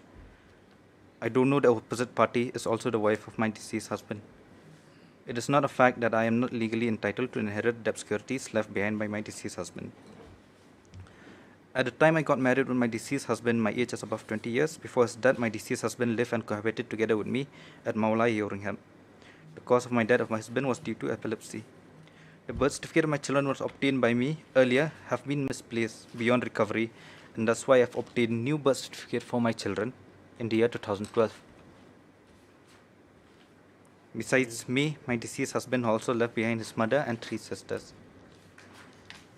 The dead body of my husband was buried graveyard, and the expenditure for the same was borne by my mother-in-law as mutually agreed between me and my mother-in-law. I have not enclosed the service book of my deceased husband along with my petition, but I know the name of my children have been included in the service book as nominees. I have not obtained any letter from the BSNL regarding debts and security left behind by my deceased husband. I do not remember what post my deceased husband was holding while he is in service. Now, Your Lordship, even all the other witnesses, they reiterated the same thing that was reiterated by the PW1. That means other witnesses were whom? Your Lordship, other witnesses would be. How many witnesses did they? 5 witnesses, Your Lordship. They all related to one another. Meaning? Either the cousin sisters or the sister of the respondent. Respondent itself, not of the deceased. only of the respondent. Okay. So, okay, the PW2 is a sister. Sister of the respondent. Then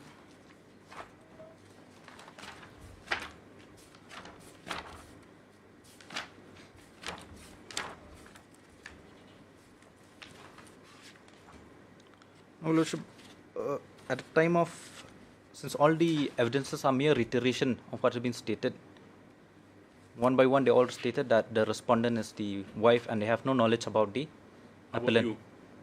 Okay. Lordship, that was taken into the consideration by the court. Lordship, similarly, when the evidences of the appellant here had begun, the same fact was reiterated that I am the legally wedded wife. Where is that? Let's see. At least your DW1. Your DW1. DW1 is page 99, Your Lordship. Page 99. Yes.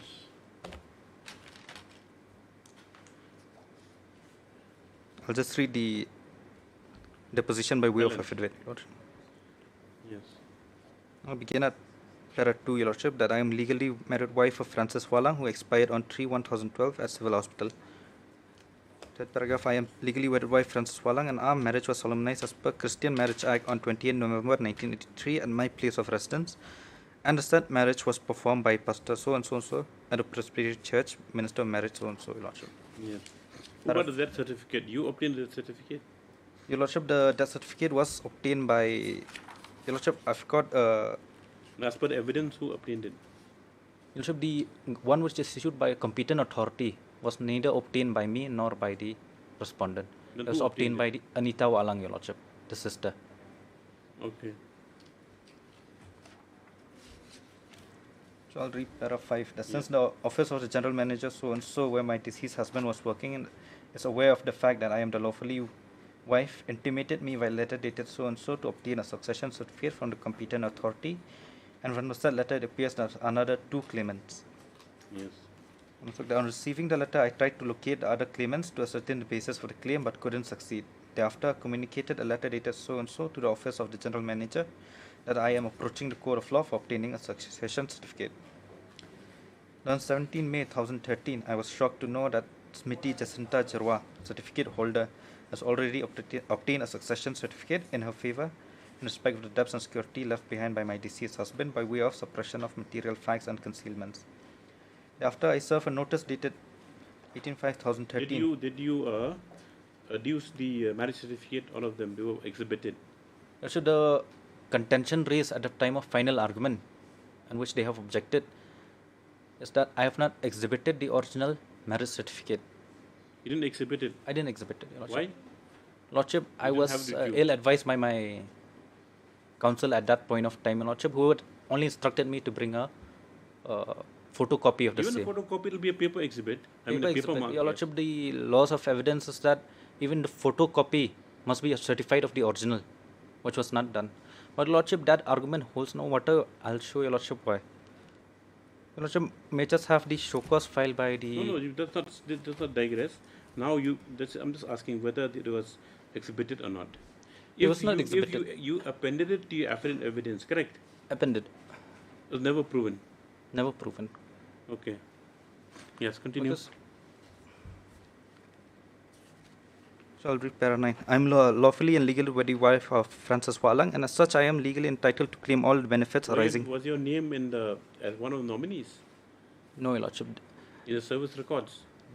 As per the revocation filed by the sister of the deceased, she claims that in the service book her name appears, and neither the appellants or the respondents. So your name does appear, nor does the... No. Is that correct, Mr. Karshian? No, my lord. If he... No, just no need to show any. Is that correct? Is your name shown or not in the as a nominee? As per the Okay. statements of Then the we'll hear you. We'll hear you. This is just to clear the areas. Shall I read? You may have 107 will be the cross examination of DW1, which is the appellant. Yes. I'll say my marriage with so-and-so has been solemnized on 28/11/1983 in Mairang Presbyterian Church. At the time of solemnization of marriage, the uncle, brother, and cousins, brother of my deceased husband were present. None of the members of the relative of my deceased husband have signed as witness in the marriage certificate. I have produced the marriage certificate before court. I know Smiti Anita Walang, who is the sister of Francis Walang. I don't know that my deceased husband was expired. You didn't know that? I came to know only after his burial. So the fact that he was cohabiting with the respondent means that is established? Established. We agree to that. We don't dispute that. Fine, good, yes. Yes. I do not know that my deceased husband was buried or cremated, and I also do not know who has performed the last rites of his dead body. I have no children from Francis Walang. I do not know Smiti Jacinta Charwa. Sri Francis Walang was working in the office of so-and-so. I do not know since when he joined the job. I don't know about the notice suit to the office by my counsel. Before he died, my deceased husband was residing with me. However, he told me he wants to spend the Christmas and New Year, but I do not know whether he stayed in his mother's house or his friend's house. So, okay. Carry on, yes, sorry. So, page 108, this is where they place, it should not be read as objective, it shall be objection. You'll check page 108, the first line. Yes. They've objected to documents as they are all in photocopy, Your Lordship. This is during the evidence stage. Evidence, Your Lordship.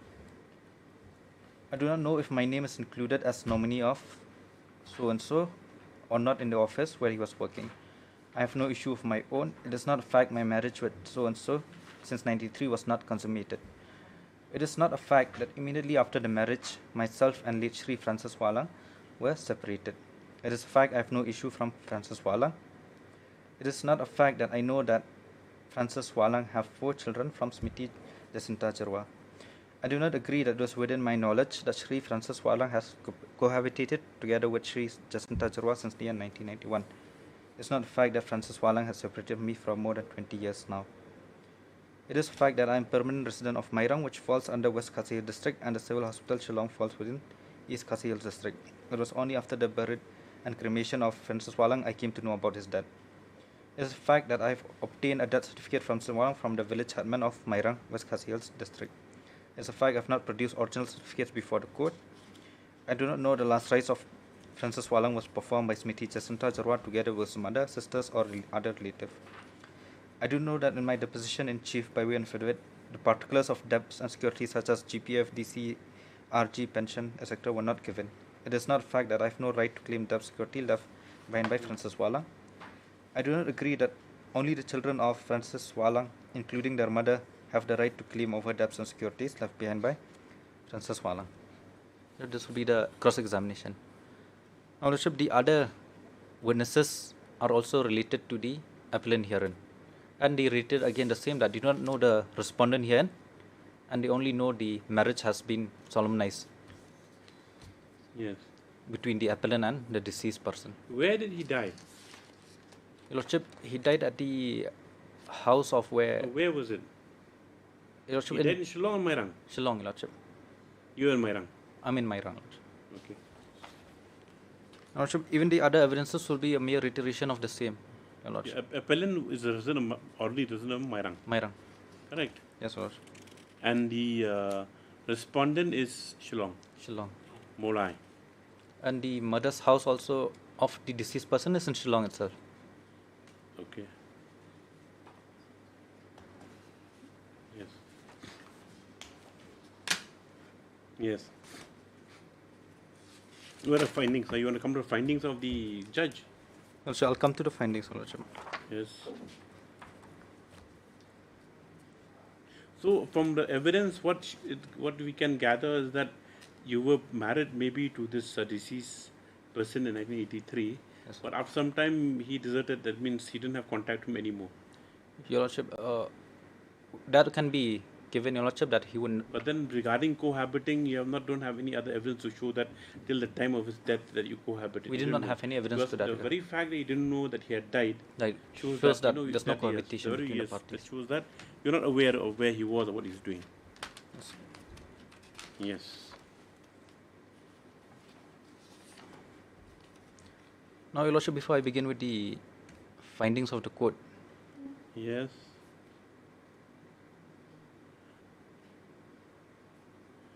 Yes.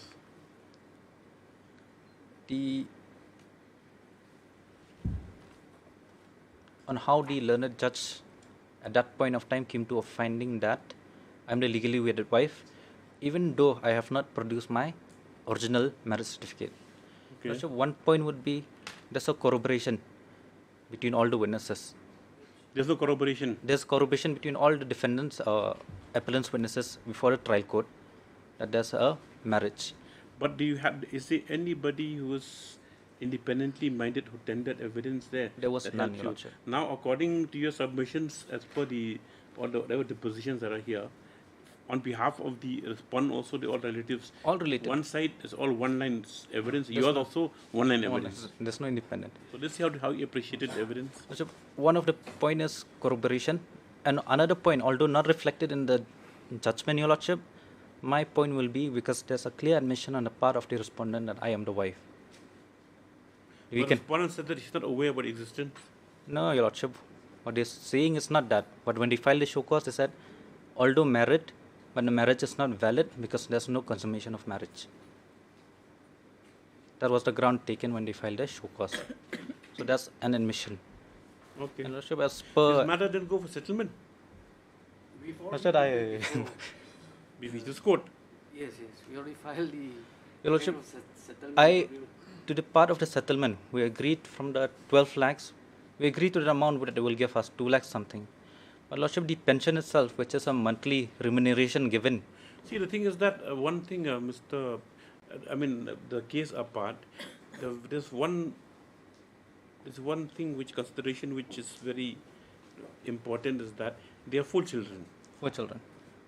Right? Maybe some are still minors, still age of 25. So this is an entitled family pension, right? And so, as per the law, even legitimate children are entitled to the debts and securities of the deceased employee. The children would be entitled even to the pensionary in the monthly remuneration, but the second wife would not be entitled. So what they're getting, I think is around 9 to 10,000, the monthly pension. I'm suggesting you also at the time of settlement. As it is, you live without your husband for n number of years since 83, 84. So now all I'm suggesting is out of the monthly remuneration, 50% can be given to the appellant and 50% can be given to the children. We have no dispute. But what they're saying is give us the entire pension and you take only 2 lakhs and you go. We've taken the fact that they have children. Give them 3 lakhs and let them go. Also 3 lakhs, I've been instructed that they want only a portion of the pension and mere amount. Yesterday. How is she employed now? What is the appellant? Your Lordship, she's a very aged person, Your Lordship. She's no longer employed. She's merely surviving by her support from her relatives. And just recently she has gone to Vellore because she's got a tongue cancer now. What cancer? Some tongue cancer, Your Lordship. Or something like that, Your Lordship. Your Lordship, that's why I'm stressing on the point that some monthly remuneration should be given because of age, Your Lordship, and the medical expenses. They also have a right. You cannot deny that. Exactly, Lordship. That's why I'm... You're only the basis for your entire claims only the fact that you're supposed to be the legally married first wife of the deceased employee. So you have naturally, a right in law to the debts and securities. But the second wife, whatever it is, he has children. Now, 4 children. Yes, ma'am. But then some of them be over 25. I think they won't be in. They're still depending on the mother. They don't have any income on her. So, Your Lordship, yesterday also I had the instruction from my client. Like, what if my friends propose? What if pension will be given to her? Then I have the instruction from her. Then my client says, how can this pension will go to her? Since all of my child have the rights to depends on this his pension. So with gratuity has been released. Nothing has been released. Nothing has been released. Everything has been kept. See, Mr. Pasa, because this case, even the orders that come from the court, that you can share 50-50, something like that. So that's you have to advise your client. If they're acceptable, then you. We are very lenient, even though we have proposed to give that 20% share, and it's okay if this court said let relax to him and then let me get a pension. I'm okay. Everyone is after the monthly pension also. That's why I'm saying, even as per the CCS Lordship, 50% can go, Your Lordship, to the children, and 50% can. I'm saying the second wife may be entitled to But the facts of the case, it's not that you're cohabiting also. Then, okay, let's see a finding where it's established that you were the first wife. Your Lordship. If this court reappreciates this evidence on first appeal, then that you're not the first wife, then goes. Not legally married, I mean, not first wife. Yes, where's that? Important is issue number 2 has been discussed at page 212 from the paper book.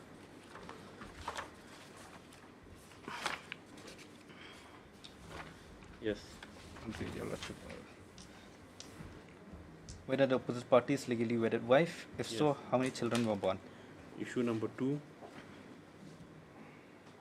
page 212. Yes.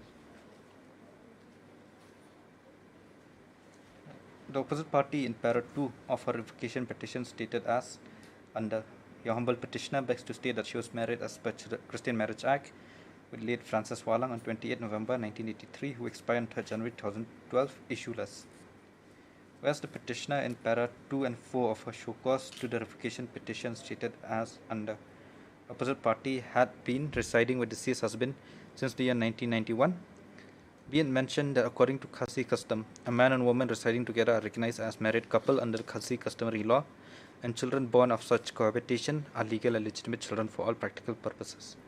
Out of cohabitation of the deceased under the opposite party, 2 sons and 2 daughters were born, as per details furnished shown below. That's the details, Your Lordship. One born 1992, 96, 2003, and 2002. Now they're all the age of majority, Your Lordship. That the petitioner, when she examined herself as PW1, has in para 3 and 4 of her affidavit and deposition stated as under Francis Walang is my husband and he died on 3/1/2012 at Civil Hospital Shillong. Exhibit 1 is the death certificate dated 15/6/2012 issued by the headman, and I have not yet applied for death certificate from Civil Hospital Shillong. Besides me, my husband left behind 4 children, namely so and so and so and so, so and so. In her cross-examination, PW stated as under it is a fact that my marriage with my deceased husband has not been solemnized in the church. I do not know the opposite party objector is also the wife of my deceased husband. At the time that I got married with my deceased husband, my age is above 20 years. Before his death, my deceased husband lived and cohabitated together at Maulai Yoringhab. The cause of the death of my husband was due to epilepsy. The next para is just a repetition. I think it's wrongly printed. We have the next page at 216, Your Lordship. Yes. 216, the second para, Your Lordship. The statement of PW1 as above has also been corroborated by PW2, who in para 3 and 4 of affidavit and deposition stated as under Francis Walang is the husband of the petitioner and he died on 3/1/2012 at Civil Hospital Shillong. The deceased left behind the petitioner and his 4 children, so and so. Statement of PW2 has not been challenged at the time of a cross-examination. PW3, so and so, has also in para 4 and 5 of affidavit and deposition status under Francis Walang left behind his wife, Smiti Jacinta Chirwa, and 4 children, namely so and so and so and so. The cohabitation between the petitioner and late Francis Walang during his lifetime was within the knowledge and consent of all relatives of both sides, without any objection from any quarter. In her cross-examination, PW3 further reaffirmed as under both the petitioner and deceased have been living and cohabitating together as husband and wife. PW4 has in para 3, 4, 6, and 7 of affidavit of deposition stated as under Francis Walang is the husband of the petitioner and he died on 3/1/2012 Civil Hospital Shillong. The deceased left behind the petitioner and his 4 children, so and so. We'll come to DW1. Finding 221, page 221. In his cross-examination, DW1 further stated as under my marriage with so-and-so was solemnized on 28/11/1983 at Mairang Presbyterian Church. I have produced the marriage certificate before this court. On careful perusal of the evidence record, it is found that the opposite party objector has in her cross-examination by way of an affidavit stated her marriage was solemnized in her place of residence, whereas in her cross-examination, DW1 stated her marriage was solemnized at Mairang Presbyterian Church. The opposite party contradicted herself regarding the place of solemnization. Therefore, it is difficult on my part to rely on such contradicted statement. DW2 has also stated as under that Francis Walang is my brother-in-law and is married to my sister Smithy Misilda Lingdo on so-and-so at the residence as per Christian Marriage Act, which was duly registered in the office of so-and-so. Statement of DW2 as above has not been challenged at the time of a cross-examination. Sister was never called as a witness. Anita Lingdo, someone? No, actually, before even the evidence started, she has stated that she would not be contesting. She was a witness. She was never called. Okay. Yes. DW3 so-and-so also corroborated the statements of DW1 and 2, who in para 2 of affidavit deposition stated under that Francis Walang was married to my neighbor, Smithy Misilda Lingdo on 28 November 1983 at the residence as per Christian Marriage Act, which was registered and so-and-so. Statement of DW3 as reproduced above has not been able to challenge the time of cross-examination. DW4 also corroborated the statements of DW1, DW2, DW3, who in para 2 stated as under Francis Walang was married to my cousin on 28 November at so-and-so and duly registered in office of so-and-so.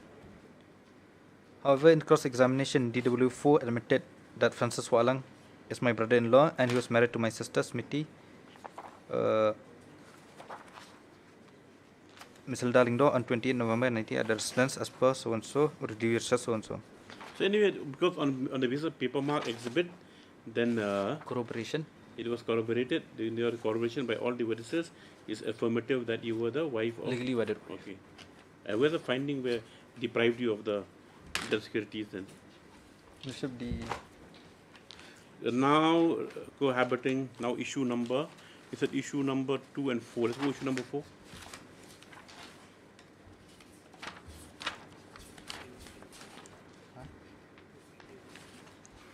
That's at page 232.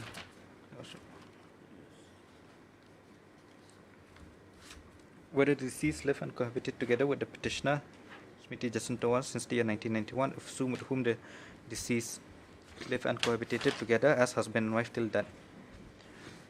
The petitioner in para 2 of a show cause on revocation petition stated as under opposite party has been residing with the deceased husband since the year 1991. Be it mentioned that according to Khasi custom, man and woman residing together are recognized as married couple under the Khasi customary law, and children born out of such cohabitation are legal and legitimate children for all practical purposes. The opposite party objector, on the other hand, in a para 2 in a revocation petition simply stated about the date of a solemnization of marriage, but is silent about her cohabitation with deceased after the said solemnization of marriage. Therefore, I am of the opinion that the opposite party objector is silent regard to the cohabitation with deceased. Therefore, even if she, opposite party objector, tried to state evidence about this point, it is just like talking about a big tree without roots. However, before giving my opinion as regards to this particular issue, let me discuss the same with the help of evidence available on record. The petitioner, when she examined herself as PW1 in para 7 of her affidavit in deposition, stated as under, I had been residing with my deceased husband since the year 1991, according to Khasi custom so-and-so. A man and woman residing together recognized as married couple under Khasi customary law, and the children born of such cohabitation are legal legitimate children for all practical purposes. Cross-examination, the PW1 further status under, before his death, my deceased husband lived and cohabited together with me and Maula Yeoringham. Statement of PW1 as above has also been corroborated by PW2 in para 6 of her affidavit of deposition, and also by PW4 in para 6 of her affidavit of deposition. Statement of PW2 and PW4 in para 6 of their respective affidavit deposition have not been challenged at the time of the cross-examination. PW3 in her cross-examination stated as under, both the petitioner and the deceased have been living and cohabitating together as husband and wife. Opposite party objector, when she examined herself, has in para 4 affidavit deposition stated as under. The finding is that the respondent cohabited with the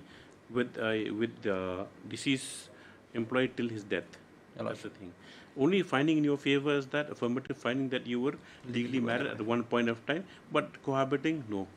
Because and they have children. Yes. So that leaves us to the end of the matter. Correct?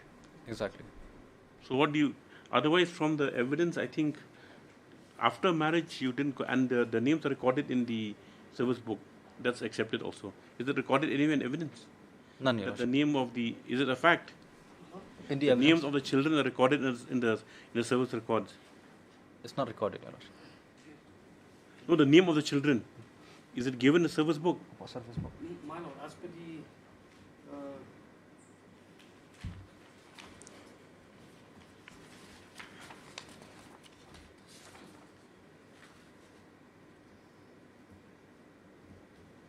cross-examination of the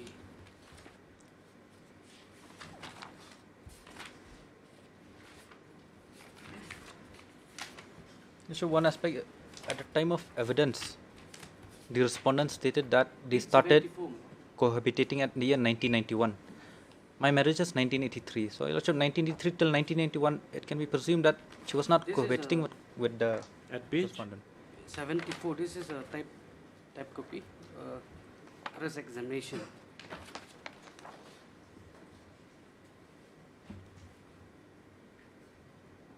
This is the evidence station. Around number 2. Point number 2. I have not enclosed the service book of my decision. There's only a statement here. But I know, never mind. But Mr. Pasar, I think I advise you to, you settle it, otherwise it should All I not come from the court, yes. propose is we agree to the amount so given at 2 lakhs. Forget the monthly payment for you, because in old age they have still a long way to go. So the thing is that you take a one-time settlement. You work that out, Mr. Kharshinga. There's no point in finding. The finding will be that only. That you know that because if you take Khasi customary law into consideration also in such cases, so whether your rights are equal, so that we have to take it at that, Mr. Pasar. And so if rights are equal, that means maybe one takes, maybe you give her a larger share from, if the gratuity is 11 lakhs. Yes, Lordship. Almost 12, Your Lordship. Almost 12 plus other payments, and if you're going to take the pension for the remaining period. Pension? Including pension, of course. You think about it, we'll give some time, otherwise, matter has been heard substantially. Yes, ma'am. That's why we are very lenient. If we go by law. You want to be heard also?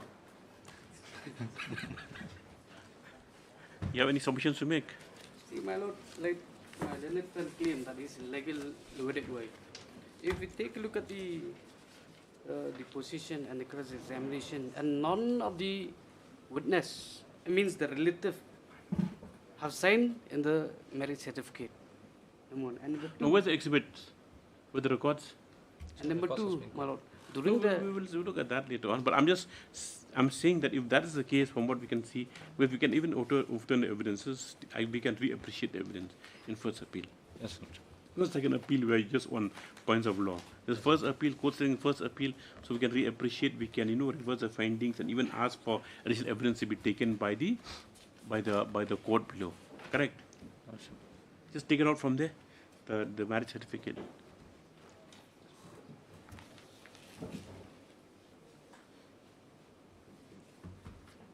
if in the paper book 107, my lord. Paper book 107 is the cross-examination. The copy of marriage certificate which is exhibited.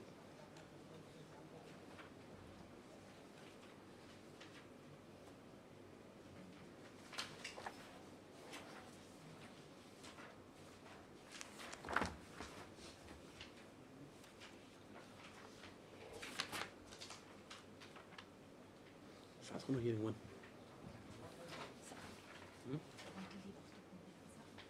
Nanti mereka milih ada pilih pilih Pak.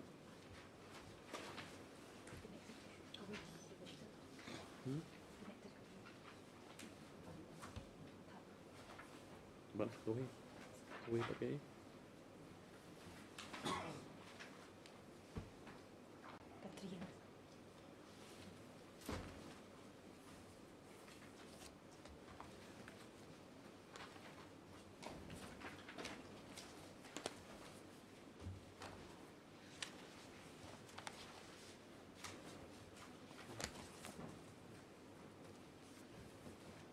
Can't find it.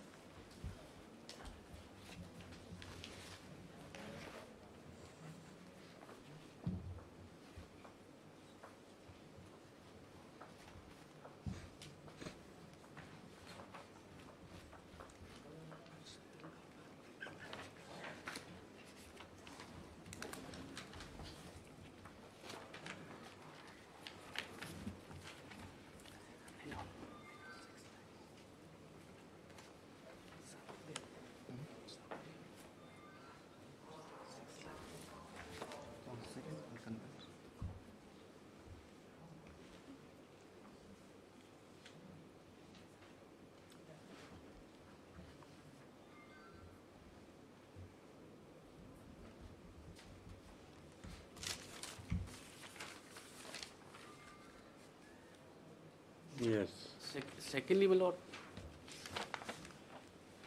and before at the time of cross-examination also, I have challenged merely a paper. It is inadmissible in evidence.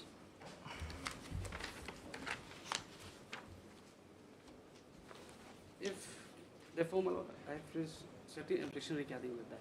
You placed? Certain objection regarding with this marriage certificate. And from the finding of the learned trial court, we can see also in page 222.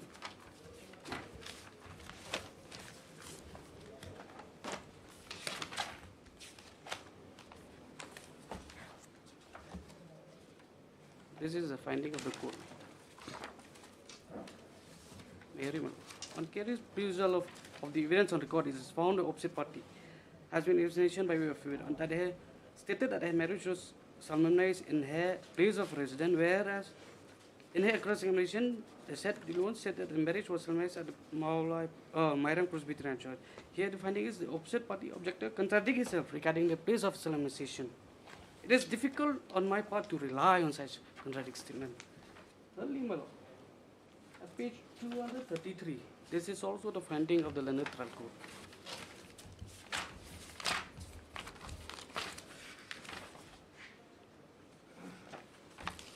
Last paragraph, my lord.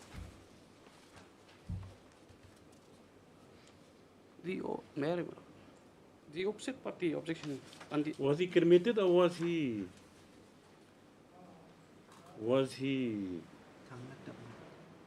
buried? Yes, I think he was buried. What about the death certificate issued by the Sardar? Certified late Francis Walang, husband of so-and-so, expired on 3rd January. His cremation was performed 4th January.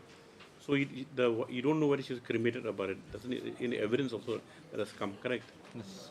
My lord, I was the one who performed all no, that is right. You don't do that. You're right. Only thing is how much right do they have, the meeting?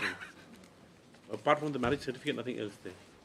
That also be my lord judgment of Sukrani by also your lordship Supreme Court is on balance of equities. We'll balance equities, of course. I also not have some citation, my lord, regarding with the question of the section 64 Evidence Act. See, you will not go there. Court will not give an order right now. We're just asking you, just explore, just give them some more money, and you convince your client also. If she's suffering, she'll need some lump sum amount. Although I do not have one citation, but if I'm not mistaken, there's a citation by the Apex Court which states that if the first wife is still subsisting and there are children from the second wife, the monthly remuneration in the form of pension ought to be shared equally. That is, yes, that is there. Just on that point, I'm considering. I'm asking you to settle, because otherwise we can reverse the findings also of the trial court. That's one thing. On evidence, very sketchy. Yes, because whether you cohabited at all, whether the marriage also is not proven, that's the thing. So whether if this court finds that you could not establish without reasonable doubt that you were legally married to the deceased employee, that's the thing. If I may just give a suggestion instead of me, because if the matter may be sent for mediation in any lokadara that will be coming up, it's better if the parties are there in person. No, I think we send for mediation better. Yes. After hearing at some length, as the only issue is with the claim of the appellant to a share of the family pension payable to the deceased, namely one Francis Walang,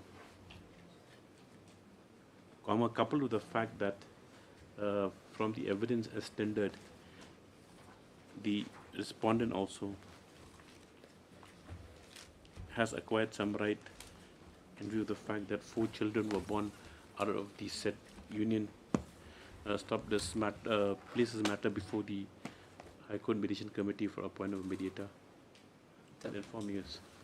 Better also, otherwise. Yes, it's better, Your Lordship. We just are here because we did not get any share, Your Lordship. Yes, call next item. Highly obliged, Your Lordship. Item 16. 16. 16. Yes. What submissions Dr. Mozega has to make here? In series of matters 1, 16, 17, 18, 19. Yes. Lordship, matter 16 to 20 are all similar matters. So Yes. Now, what submissions? The Honorable Supreme Court has decided the matter, my lord. My lord, this Honorable Court, single bench, then division bench, and ultimately Supreme Court, my lord. So nothing in my bosom survives in this matter. I think they'll agree to that also. Correct. Yes, Your Lordship. That is there, Mr. Your Chanda is there, yes. Mr. Chanda is there, yes. Mr. Chanda, nothing remains for decision now. I have not gone through that order. We just In the written statement, affidavit in opposition, they have said that one writ appeal is pending before the division bench. So in view of the order of what, Mr. Dr. Mozika? But I'll place.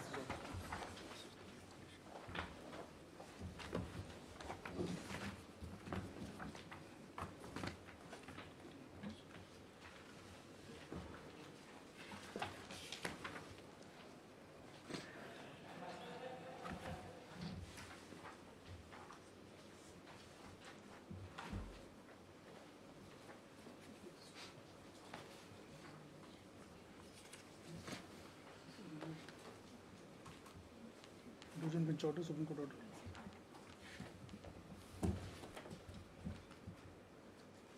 This is division bench order. My lord. What's Supreme Court order? Yes. Yes.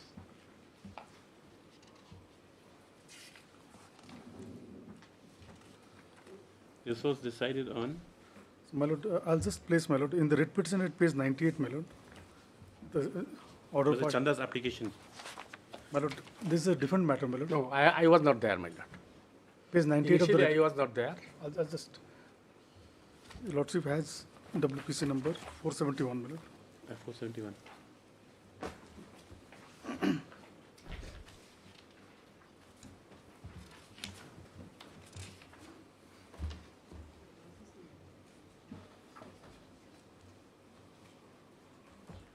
Yes, page 98. Page 98, my lord. This was the case of Balbir Singh Yadav, my lord. Yes. And single bench of this honorable court allowed the writ petition, my lord, granting them relief. Yes. An appeal was preferred against this, my lord. Yes. In the What is appeal, the same remuneration. my lord, here what happened, my lord? They were appointed as a rifleman clerk, my lord. They were initially rifleman general duty, my lord, and they were re-mustered as rifleman clerk, subject to the condition that they'll clear the departmental examination, whatever. Now they could not clear the departmental examination within the given time frame, my lord. So they were reverted back as rifleman GD, my lord. Now subsequently what happened, my lord, the rifleman clerks were given certain benefits, but those benefits will be confined to those who were permanently re-mustered. But they are the people who were reverted back for non-passing of the. But the learned single has granted them relief, my lord. The division bench set aside the learned single judge's order. So all is similarly situated. All are similar. All of them were remustered and then they were reverted. Right, all of them. Yes, Mr. Chanda, you want to examine this? What there remain? Yes, take down. There are 5 matters. In fact, in others, Mr. Pathak is appearing. I'm praying for 1 week's time.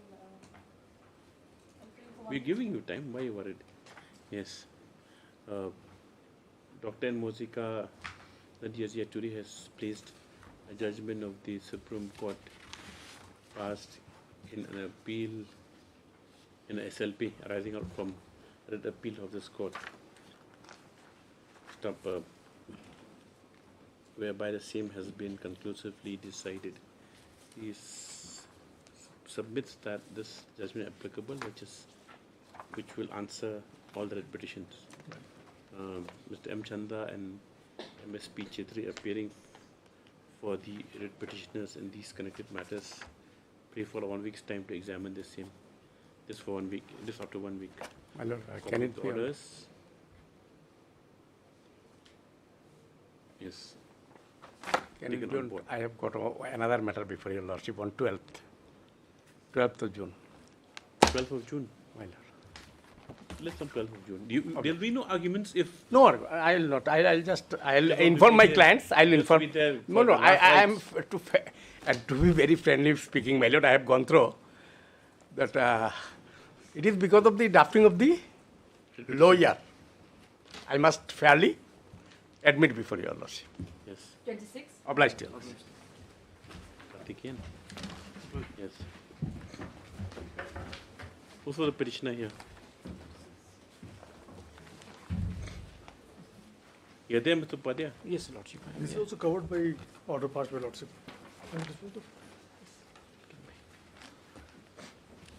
Which order? This is premature retirement? Yes, Lordship, premature retirement. Only his on the strength is of that he is order, 4 years having service in hand. On the strength of interim order passed by this one, he continued in service, my lord. And he had got his dues for those interim period also. He had got. He has got. That is distinct. He had got. He's not entitled to anything. He has not. Then you withdraw. No, Lordship. What remains? You already got the benefits, and what order do you need from the court? No, he is praying for the benefit of the judgment and order dated. When were you discharged from service? Retired from service in the year 2015, Lordship. After the dismissal of the writ petition. They are not the writ appellate, my lord. Yeah, yes. And the division bench remanded back the matter. The orders squarely covered it. Squarely covers, my lord. We will pass orders then. Lordship. Yes. My lord, can pass similar orders if any entitled to will during the interim period. Second call, item number 1. So after at 2:15. Yes. The other matters. May I please? Yes.